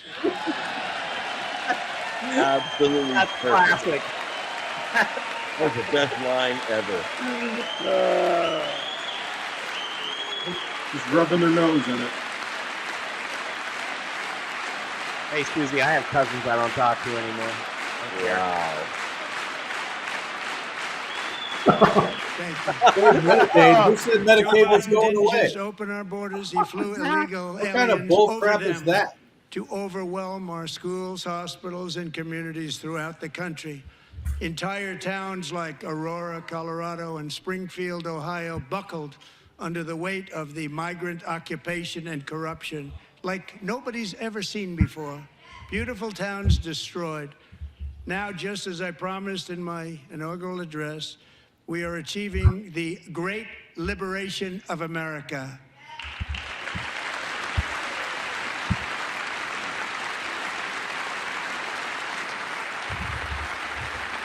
But there still is much work to be done. Here tonight is a woman I have gotten to know, Alexis Nungary from Houston. Wonderful woman. Last June, Alexis's 12-year-old daughter, her precious Jocelyn, walked to a nearby convenience store.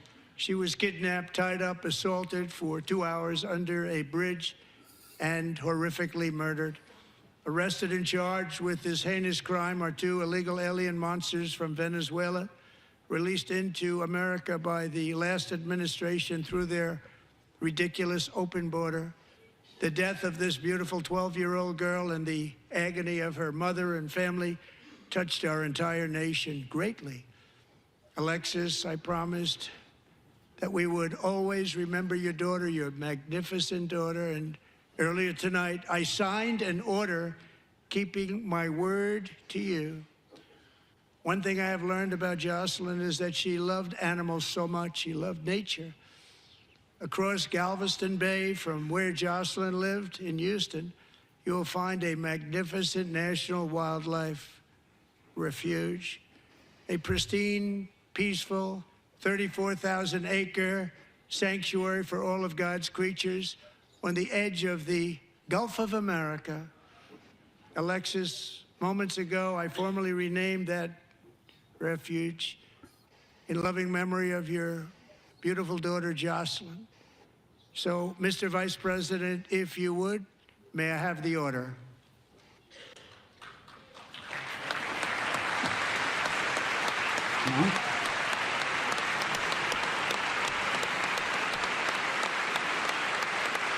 Democrats please remain seated. Yeah, right.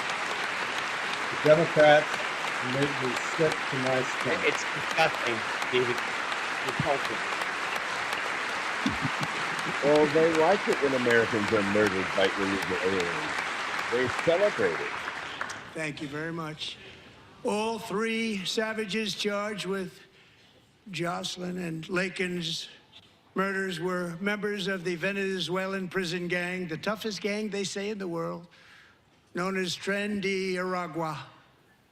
2 weeks ago, I officially designated this gang, along with MS-13 and the bloodthirsty Mexican drug cartels, as foreign terrorist organizations.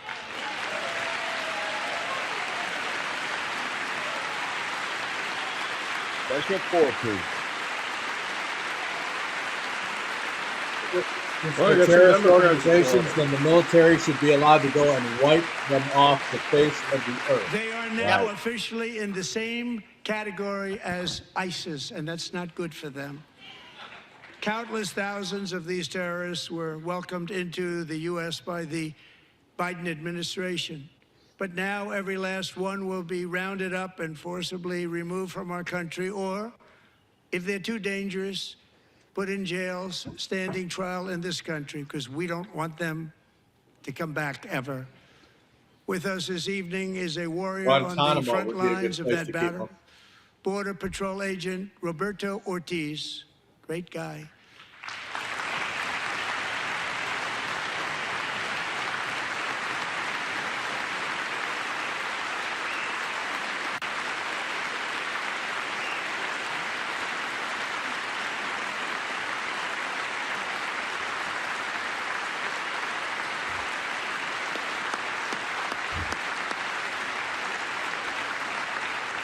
In January, Roberto and another agent were patrolling by the Rio Grande near an area known as Cartel Island. Doesn't sound too nice to me. When heavily armed gunmen started shooting at them, Roberto saw that his partner was totally exposed, at great danger, and he leapt into action, returning fire and providing crucial seconds for his fellow agent to seek safety, just barely. I have some of the prints of that event, and it was not good. Agent Ortiz, we salute you for your great courage and for your line of fire that you took, and for the bravery that you showed. We honor you, and we will always honor you. Thank you, Roberto, very much.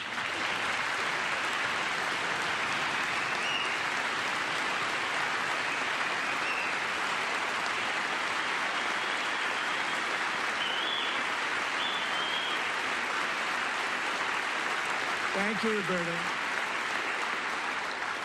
And I actually got to know him on my many calls to the border. He's a great, great gentleman.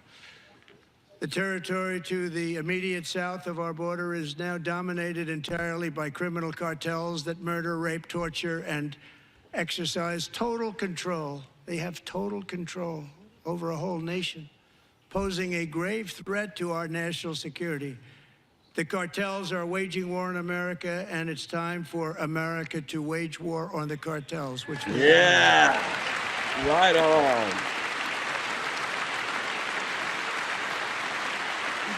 The Democrats support the cartel. That was a good one, Jim. Thank you. 5 nights ago, Mexican authorities, Sounds like a good job for our drones. Tariff policies being imposed on them. Think of this.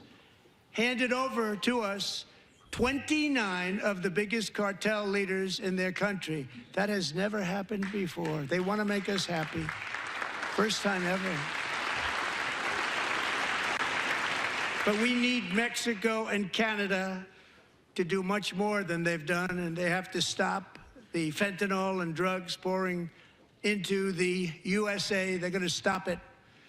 I have sent Congress a detailed funding request laying out exactly how we will eliminate these threats to protect our homeland and complete the largest deportation operation in American history, larger even than current record holder President Dwight D. Eisenhower, a moderate man, but someone who believed very strongly in borders. Americans expect Congress to send me this funding without delay so I can sign it into law. So, Mr. Speaker, John Thune, both of you, I hope you're going to be able to do that, Mr. Speaker. Thank you. Mr. Leader, thank you. Thank you very much. And let's get it to me. I'll sign it so fast, you won't even believe it.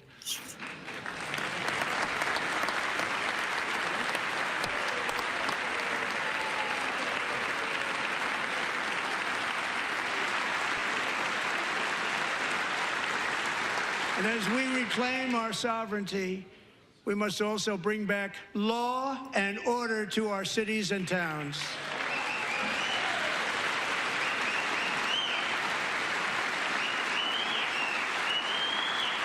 In recent years, our justice system has been turned upside down by radical left lunatics. Many jurisdictions virtually ceased enforcing the law against dangerous repeat offenders while weaponizing law enforcement against political opponents like me. My administration has acted swiftly and decisively to restore fair, equal, and impartial justice under the constitutional rule of law, starting at the FBI and the DOJ. Pam, good luck. Cash, wherever you may be, good luck. Good luck. Pam Bondi, good luck.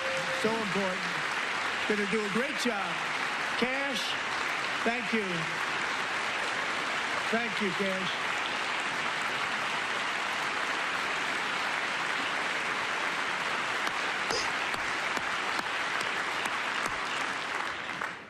They've already started very strong. They're going to do a fantastic job. You're going to be very proud of them. We're also once again giving our police officers the support, protection, and respect they so dearly deserve. They have to get it. They have such a hard, dangerous job, but we're going to make it less dangerous. The problem is the bad guys don't respect the law, but they're starting to respect it, and they soon will respect it. This also includes our great fire departments throughout the country. Our firemen and women are unbelievable people, and we'll never forget them. And besides that, they voted for me in record numbers, so I have no choice.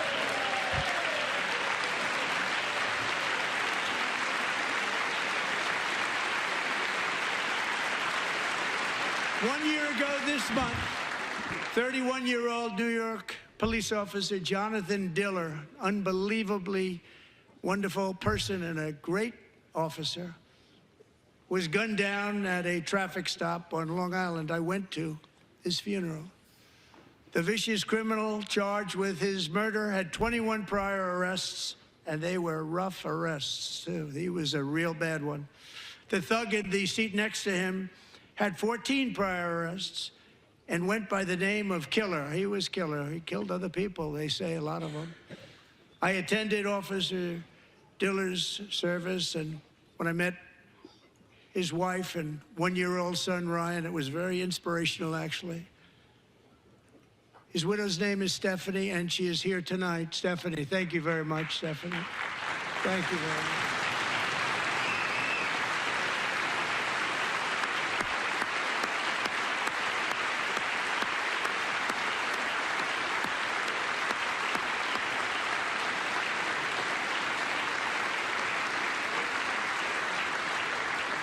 Stephanie, we're going to make sure that Ryan knows his dad was a true hero, New York's finest, and we're going to get these cold-blooded killers and repeat offenders off our streets, and we're going to do it fast. Got to stop it. They get out with 28 arrests. They push people into subway trains. They hit people over the head, back of the head with baseball bats. We got to get them out of here. I've already signed an executive order requiring a mandatory death penalty for anyone who murders a police officer. And tonight I'm asking Congress to pass that policy into permanent law.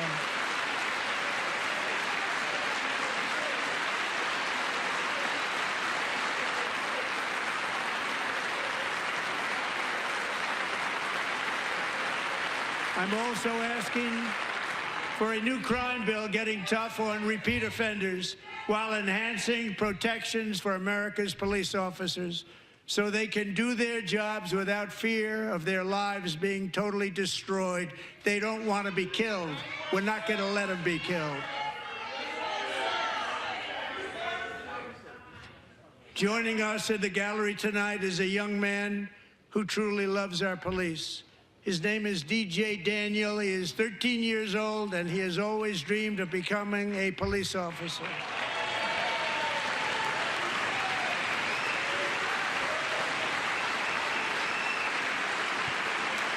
What do the Democrats have against him?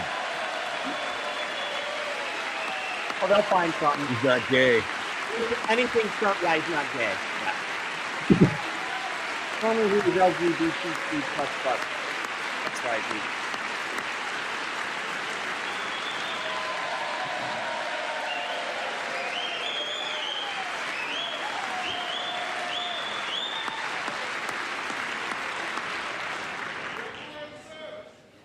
But in 2018, DJ was diagnosed with brain cancer. The doctors gave him 5 months at most to live. That was more than 6 years ago.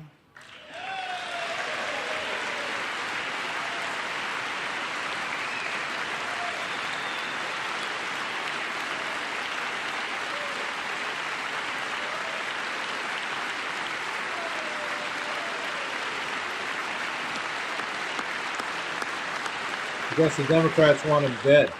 Since that time, DJ and his dad have been on a quest to make his dream come true, and DJ has been sworn in as an honorary law enforcement officer actually a number of times. The police love him, the police departments love him.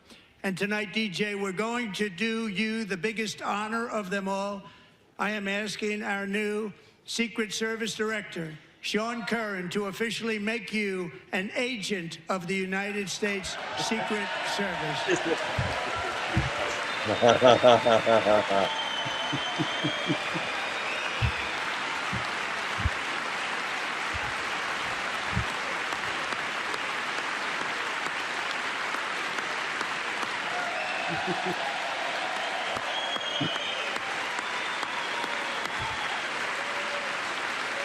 Pretty cool. Yeah.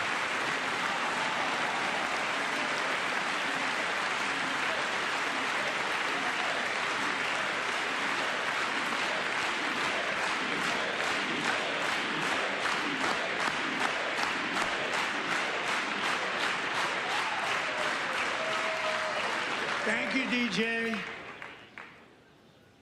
DJ's doctors believe his cancer likely came from a chemical he was exposed to when he was younger. Since 1975, rates of child cancer have increased by more than 40%. Reversing this trend is one of the top priorities for our new presidential commission to make America healthy again, chaired by our new Secretary of Health and Human Services, Robert F. Kennedy, Jr.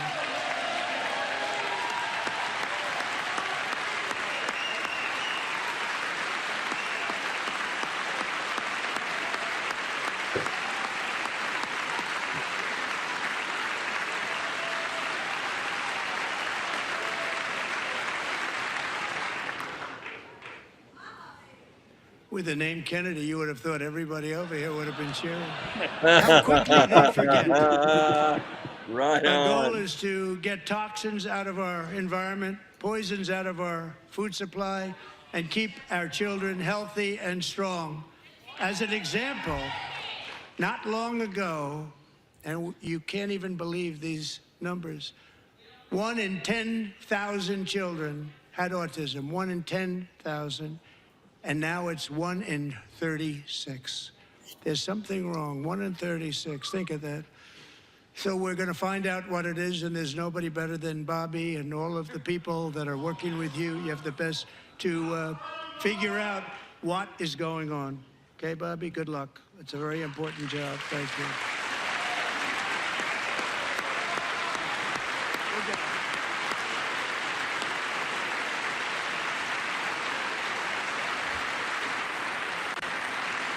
Thank you. My administration is also working to protect our children from toxic ideologies in our schools.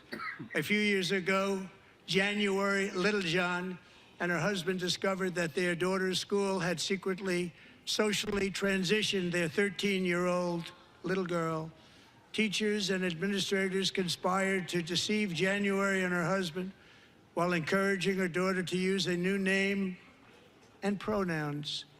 They, them pronoun, actually, all without telling January, who is here tonight and is now a courageous advocate against this form of child abuse. January, thank you.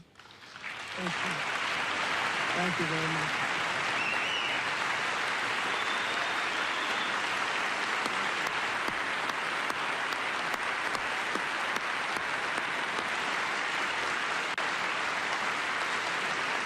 Thank you.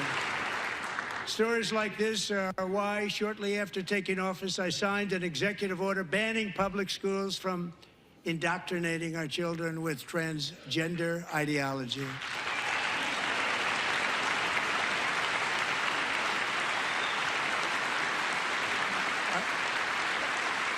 I also signed an order to cut off all taxpayer funding to any institution that engages in the sexual mutilation of our youth.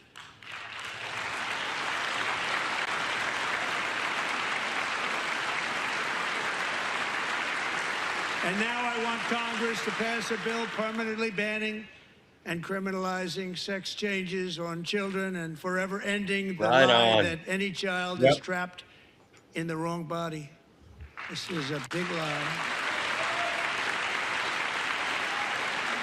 The Democrats are hating that one. And our message to every child in America is that you are perfect exactly the way God made you.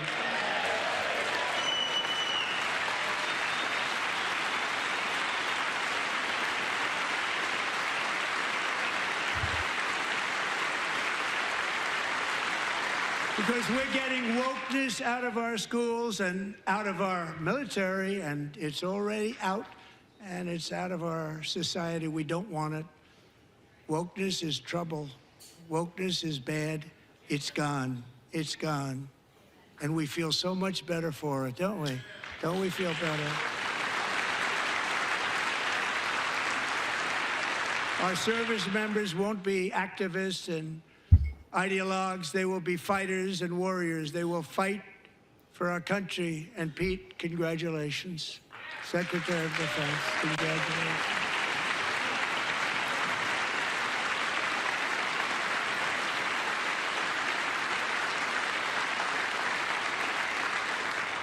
And he's not big into the woke movement, I can tell you.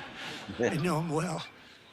I am pleased to report that in January, the U.S. Army had its single best recruiting month in 15 years, and that all armed services are having among the best recruiting results ever in the history of our services.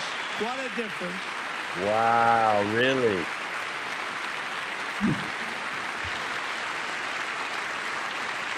And you know, it was just a few months ago where the results were exactly the opposite. We couldn't recruit anywhere. We couldn't recruit.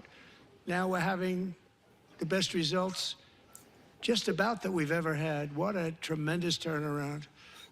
It's really a beautiful thing to see. People love our country again. It's very simple.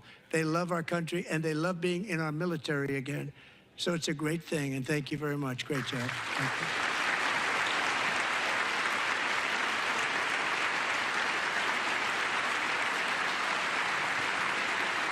We're joined tonight by a young man, Jason Hartley, who knows the weight of that call of duty.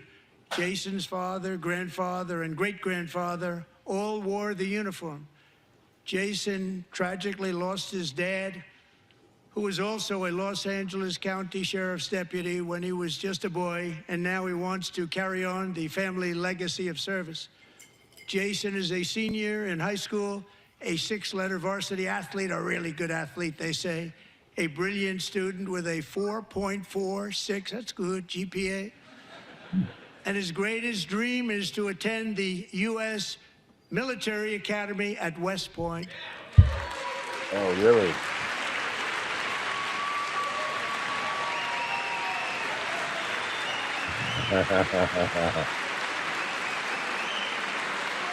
Yeah, but don't get sucked in by it, Don Angel.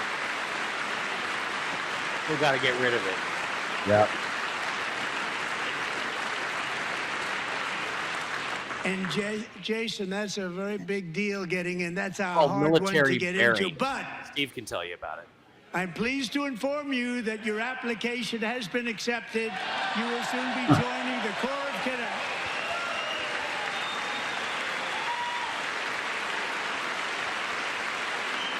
Yeah, you normally need a congressional nomination. Yeah, that's right. I think a presidential nomination trumps. So, yeah, I was just going to say the presidential nomination takes care of that. At least to sit on the board that selected the candidates. Thank you. Jason, you're going to be on the long gray line, Jason. As Commander-in-Chief, my focus is on building the most powerful military of the future. As a first step, I'm asking Congress to fund a state-of-the-art Golden Dome missile defense shield to protect our homeland, all made in the USA.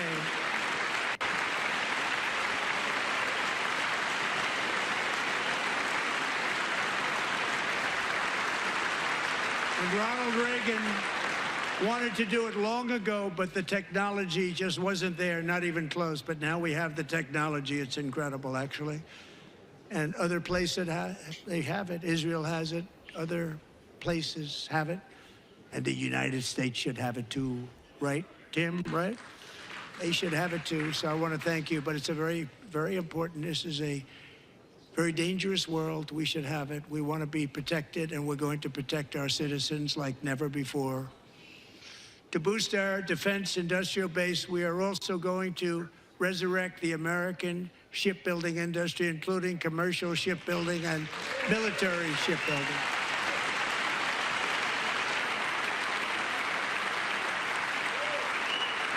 And for that purpose, I am announcing tonight that we will create a new Office of Shipbuilding in the White House and offer special tax incentives to bring this industry home to America where it belongs. We used to make so many ships. It's actually a great We idea. don't make them anymore. Yeah, very really. much. It's part We're of our gonna make them infrastructure. very fast. They very used to soon. make all the You cannot- engines We'll up have there in a huge Illinois. impact. To We further can't enhance our rely on national foreign security, countries to provide my us with administration will be you know, reclaiming bullets, the ships, Panama Canal. That is a and great things that idea. we And we've need for already war. started doing it.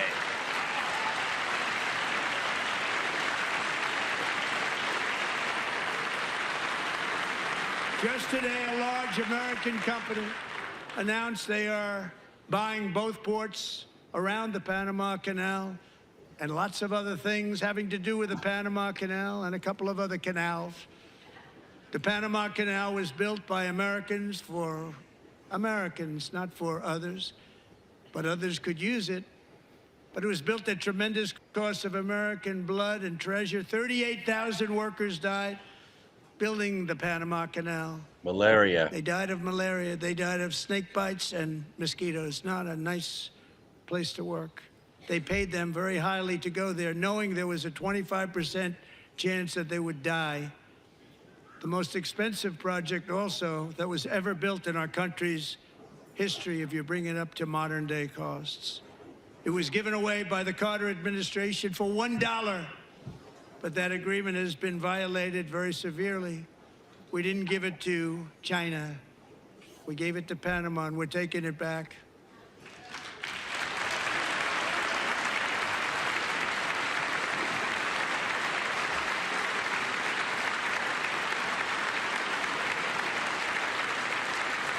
And we have Marco Rubio in charge. Good luck, Marco.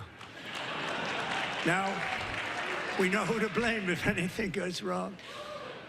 Marco's been amazing, and he's going to do a great job. Think of it, he got 100 votes. You know, he was approved with actually 99, but the 100th was this gentleman, and I feel very certain. So let's assume he got 100 votes, and I'm either very, very happy about that, or I'm very concerned about it. But he's already proven. I mean, he's a great gentleman. He's respected by everybody, and we appreciate you voting for Marco. He's going to do a fantastic job. Thank you. Thank you. He's doing a great job. Great job. And I also have a message tonight. Uh-oh, for they're going the to say incredible Rubio people gave of a Nazi Greenland. salute. Yeah. We strongly support your right to determine your own future. And if you choose, we welcome you into the United States of America. We need Greenland for national security and even international security, and we're working with everybody involved to try and get it. But we need it really for international world security. And I think we're going to get it. One way or the other, we're going to get it. We will keep you safe. We will make you rich, and together we will take Greenland to heights like you have never thought possible before. It's a very small population. It's a very, very large piece of land and very, very important for military security. America is once again standing strong against the forces of radical Islamic terrorism. 3.5 years ago, ISIS terrorists killed 13 American service members and countless others in the Abbey Gate bombing during the disastrous and incompetent withdrawal from Afghanistan. Not that they were withdrawing, it was the way they withdrew. Perhaps the most embarrassing moment in the history of our country. Tonight, I am pleased to announce that we have just apprehended the top terrorist responsible for that atrocity, and he is right now on his way here to face the swift sword of American justice. And they also left all the dogs there to die of thirst. Yeah. Every commander who was in the chain of command that was responsible for that should go to jail and lose their commission. Agreed. And I want to thank especially the government of Pakistan for helping arrest this monster. This was a very momentous day for those 13 families who I actually got to know very well, most of them, whose children were murdered, and the many people that were so badly, over 42 people, so badly injured on that fateful day in Afghanistan. What a horrible day. Such incompetence was shown that when Putin saw what happened, I guess he said, wow, maybe this is my chance. That's how bad it was. Should have never happened. Grossly incompetent people. I spoke to many of the parents and loved ones, and they're all in our hearts tonight. Just spoke to them on the phone. We had a big call. Every one of them called, and everybody was on the line, and they did nothing but cry with happiness. They were very happy, as happy as you can be under those circumstances. Their child, brother, sister, son, daughter was killed for no reason whatsoever.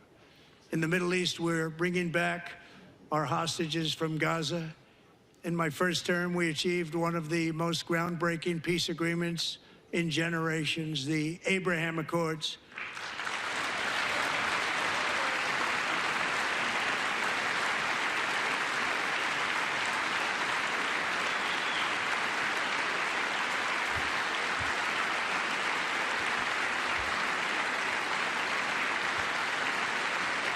And now we're going to build on that foundation to create a more peaceful and prosperous future for the entire region. A lot of things are happening in the Middle East. People have been talking about that so much lately with everything going on with Ukraine and Russia. But a lot of things are happening in the Middle East. It's a rough neighborhood, actually. I'm also working tirelessly to end the savage conflict in Ukraine. Millions of Ukrainians and Russians have been needlessly killed or wounded in this horrific and brutal conflict with no end in sight. The United States has sent hundreds of billions of dollars to support Ukraine's defense with no security, with no anything.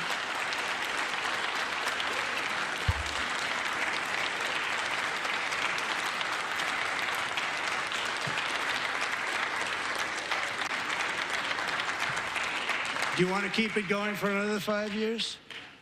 Yeah, you would say Pocahontas says yes. Right to your face. Oh,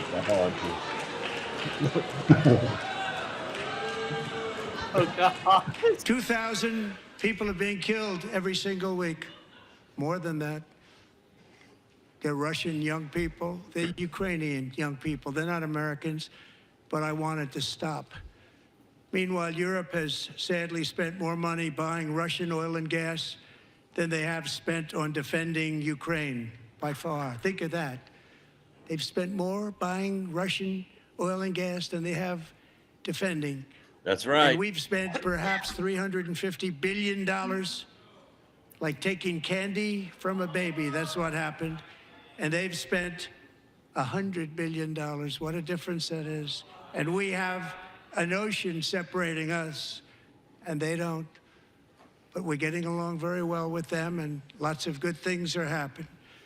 Biden has authorized more money in this fight than Europe has spent by billions and billions of dollars. It's hard to believe that they wouldn't have stopped it and said at some point, come on, let's equalize. You got to be equal to us. That didn't happen. Nope. Earlier today, I received an important letter from President Zelensky of Ukraine. The letter reads, Ukraine is ready to come to the negotiating table as soon as possible to bring lasting peace closer. Nobody wants peace more than the Ukrainians, he said. My team and I stand ready to work under President Trump's strong leadership to get a peace that lasts. We do really value how much America has done to help Ukraine maintain its sovereignty and independence. Regarding the agreement on minerals and security, Ukraine is ready to sign it at any time that is convenient for you. I appreciate that he sent this letter, just got it a little while ago. Simultaneously, we've had serious discussions with Russia and have received strong signals that they are ready for peace. Wouldn't that be beautiful? Wouldn't that be beautiful?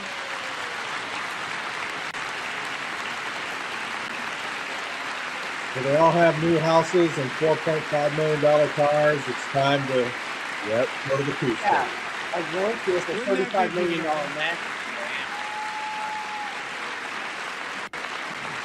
And untold millions It's or time to billions stop in the this bank in madness. Switzerland. It's time to halt the killing. It's time to end this senseless war. If you want to end wars, you have to talk to both sides. Nearly 4 years ago, amid rising tensions, a history teacher named Mark Fogel was detained in Russia and sentenced to 14 years in a penal colony. Rough stuff.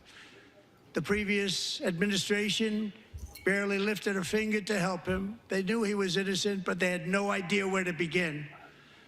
But last summer, I promised his 95-year-old mother, Malphine, that we would bring her boy safely back home.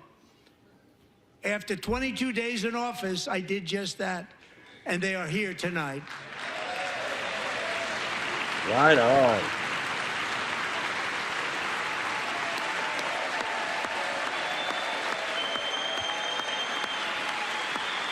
And believe it or not, for the President of the United States, that's a pretty easy thing to do, even against a hostile nation. I So didn't know these other guys have no excuse whatsoever for not doing it. They just let them sit over there? What's that? They just let them sit over there? Yeah, the previous administrations did.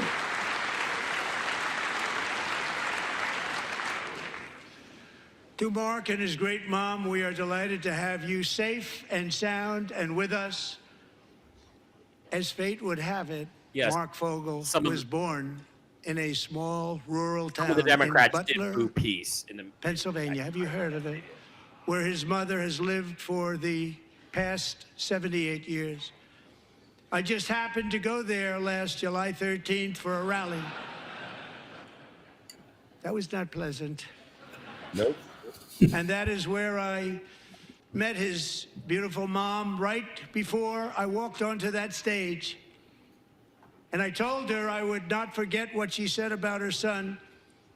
And I never did I? Never forgot. Less than 10 minutes later, at that same rally, gunfire rang out, and a sick and deranged assassin unloaded 8 bullets from his sniper's perch into a crowd of many thousands of people. My life was saved by a fraction of an inch, but some were not so lucky. Corey Comparator was a firefighter, a veteran, a Christian, a husband, a devoted father, and above all, a protector. When the sound of gunshots pierced the air, it was a horrible sound. Corey knew instantly what it was and what to do. He threw himself on top of his wife and daughters and shielded them from the bullets with his own body. Corey was hit really hard. You know the story from there. He sacrificed his life to save theirs.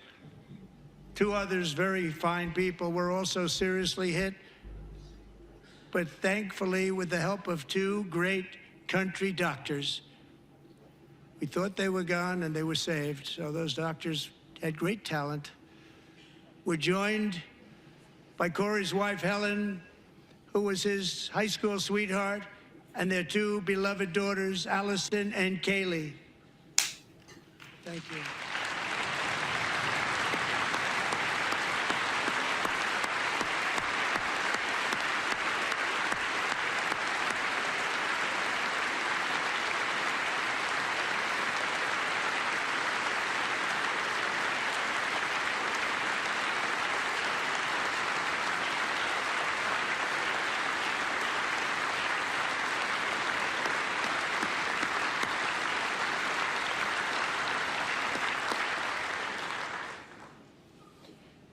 To Helen, Allison, and Kaylee, Corey is looking down on his three beautiful ladies right now, and he is cheering you on. He loves you. He is cheering you on. Corey was taken from us much too soon, but his destiny was to leave us all with a shining example of the selfless devotion of a true American patriot. It was love like Corey's that built our country, and it's love like Corey's that is going to make our country more majestic than ever before. I believe that my life was saved that day in Butler for a very good reason. I was saved by God to make America great again. I believe that. Thank you. Thank you. Oh, yeah.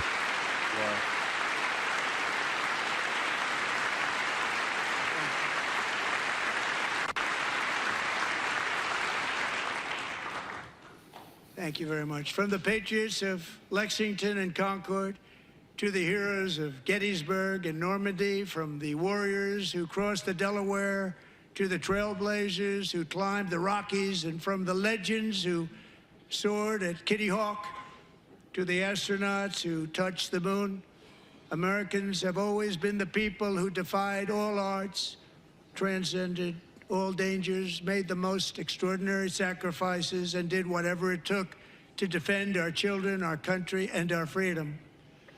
And as we have seen in this chamber tonight, that same strength, faith, love, and spirit is still alive and thriving in the hearts of the American people. Despite the best efforts of those who would try to censor us, silence us, break us, destroy us, Americans are today a proud, free, sovereign, and independent nation that will always be free, and we will fight for it till death. We will never let anything happen to our beloved country, because we are a country of doers, dreamers, fighters, and survivors. Our ancestors crossed a vast ocean, strode into the unknown wilderness, and carved their fortunes from the rock and soil of a perilous and very dangerous frontier. They chased our destiny across a boundless continent. They built the railroads, laid the highways, and graced the world with American marvels like the Empire State Building, the mighty Hoover Dam, and the towering Golden Gate Bridge. They lit the world with electricity, broke free of the force of gravity, fired up the engines of American industry, vanquished the communists, fascists, and Marxists all over the world, and gave us countless modern wonders sculptured out of iron, glass, and steel. We stand on the shoulders of these pioneers who won and built the modern age. These workers who poured their sweat into the skylines of our cities. These warriors who shed their blood on fields of battle and gave everything they had for our rights and for our freedom. Now it is our time to take up the righteous cause of American liberty. And it is our turn to take America's destiny into our own hands and begin the most thrilling days in the history of our country. This will be our greatest era. With God's help, over the next 4 years, we are going to lead this nation even higher, and we are going to forge the freest, most advanced, most dynamic, and most dominant civilization ever to exist on the face of this earth. We are going to create the highest quality of life, build the safest and wealthiest and healthiest and most vital communities anywhere in the world. We are going to conquer the vast frontiers of science, and we're going to lead humanity into space and plant the American flag on the planet Mars and even far beyond. Good Elon like that.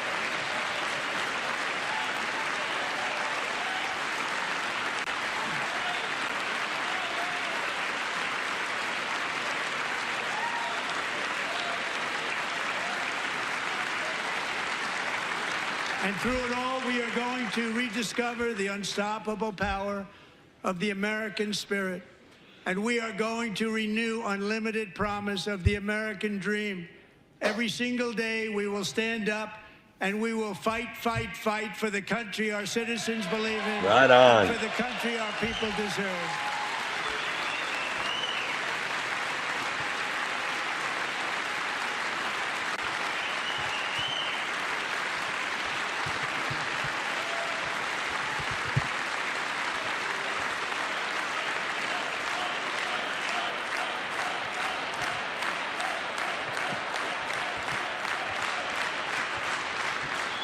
My fellow Americans, get ready for an incredible future, because the golden age of America has only just begun. It will be like nothing that has ever been seen before. Thank you, God bless you, and God bless America.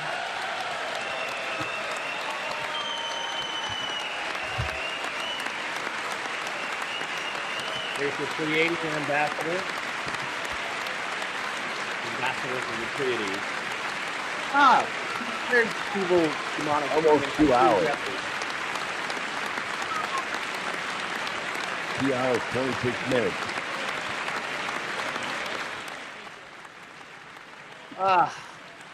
Okay. Steve Doran, you were commenting a lot. I didn't see it in there. Reminds me of the Bible story of King Josiah.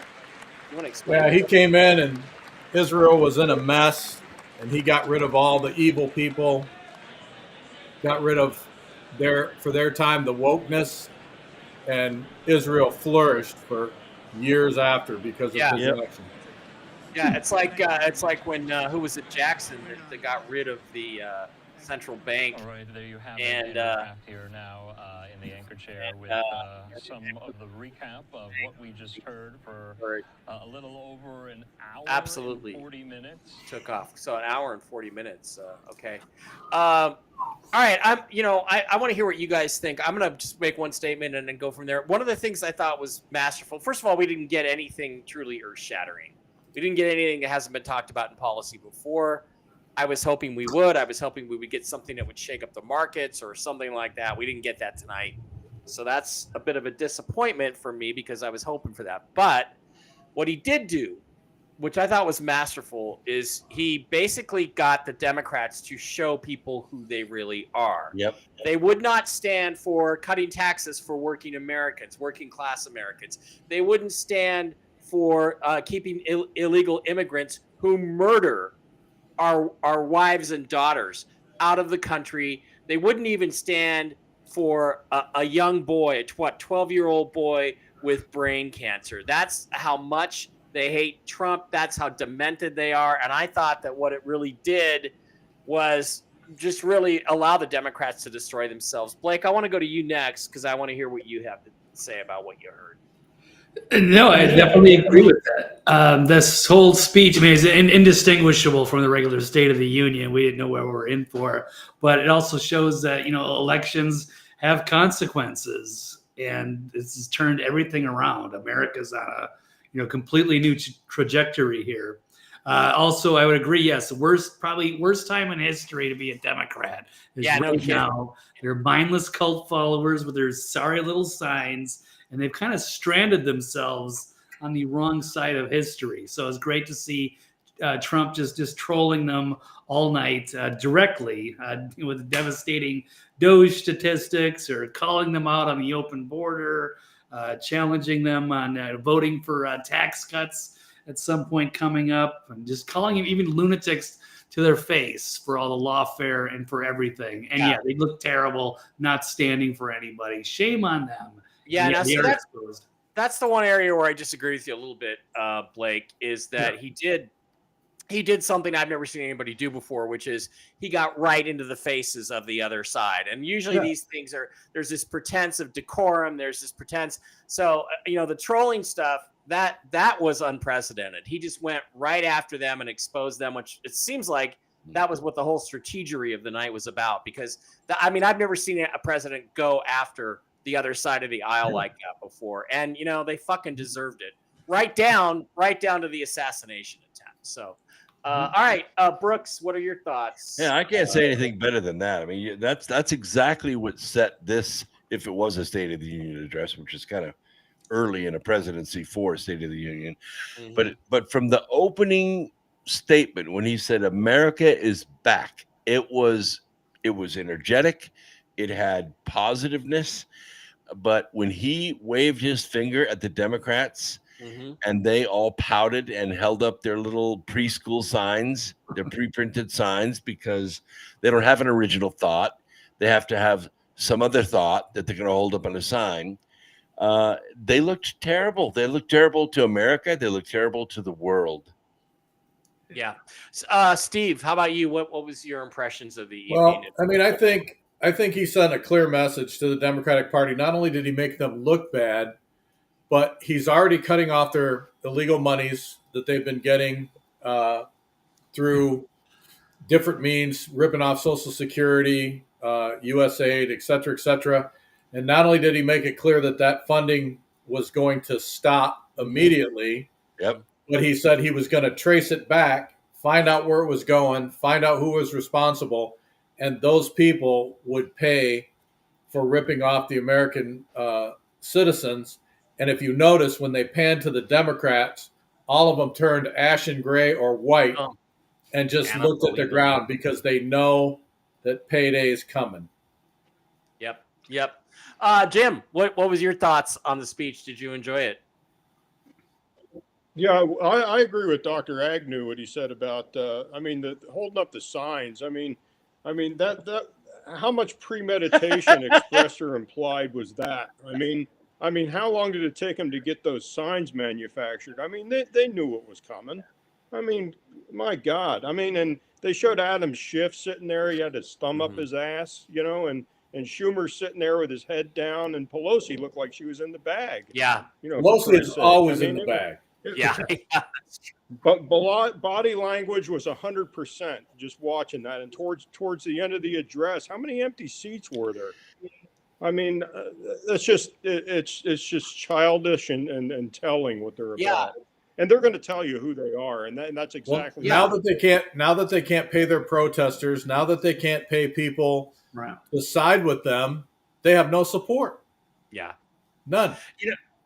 What was funny is that they were holding up the signs for about the first 15, 20 minutes, and then they just kind of stopped doing it because, maybe somebody got in their ear and said, people are not reacting well to this, or, No. I was watching Twitter while this was going on, and the memes were insane because they held up a sign. They changed all the words on the signs. Yeah, those were hilarious. Yeah.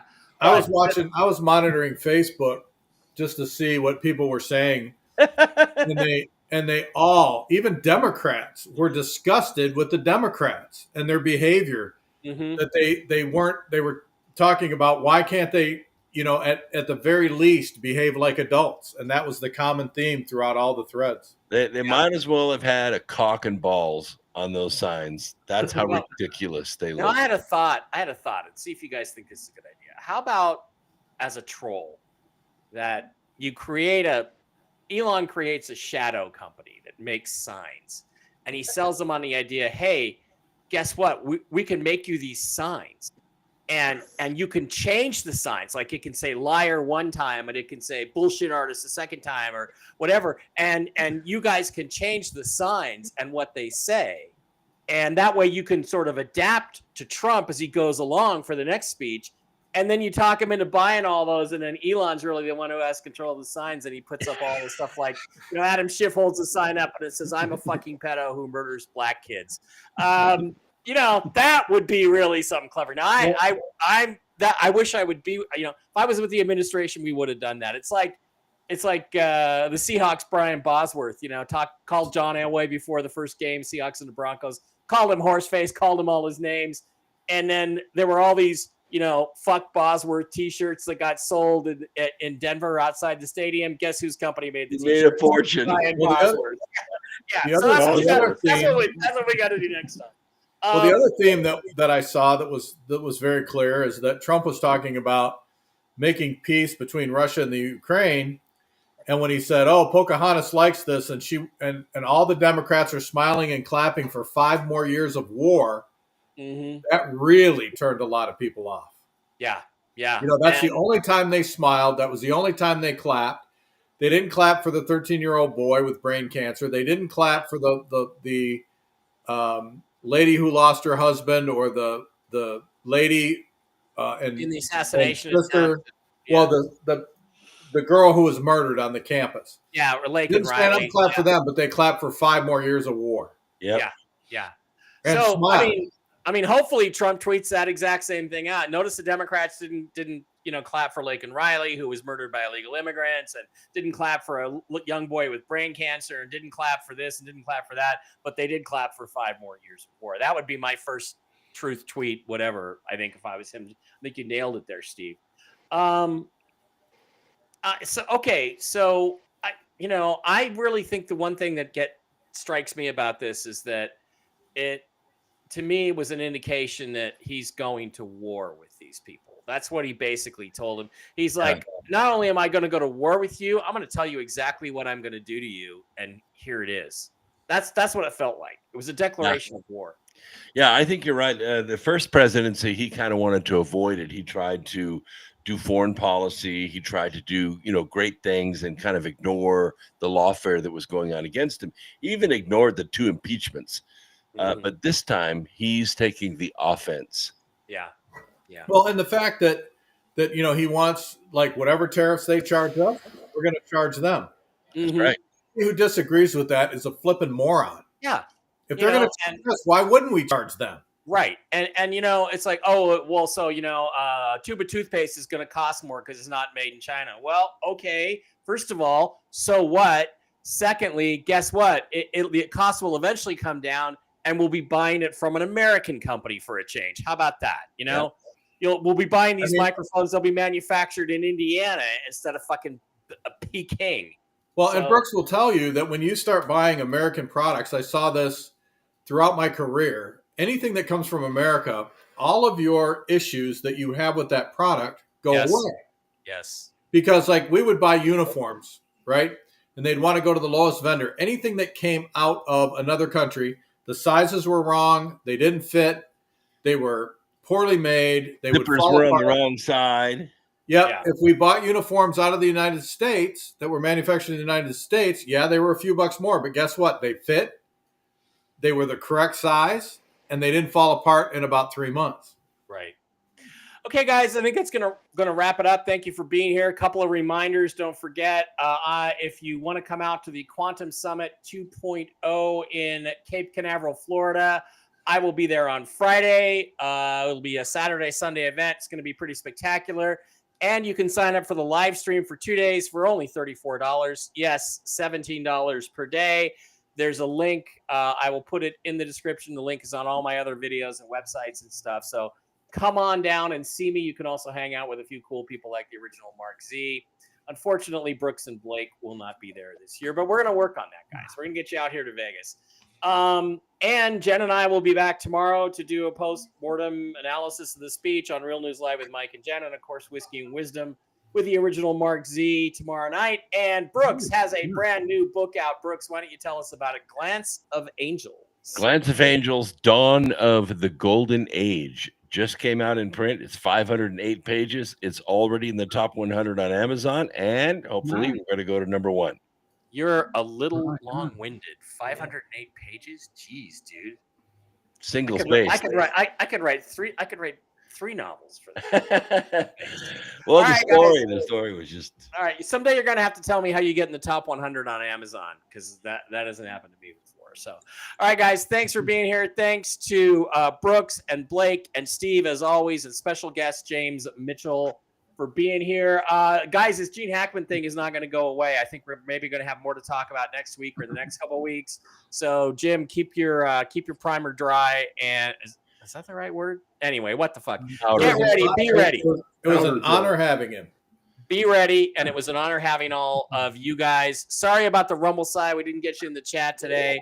Promise I'll fix it tomorrow for the show with Jen. Everybody have a great Good meeting all you Everybody have a guys. great Tuesday. Have a great week, and I will see you tomorrow. Bye-bye. Bye. Thank you. If I do this, I can't click the Yeah. Hit the adios I can't- button.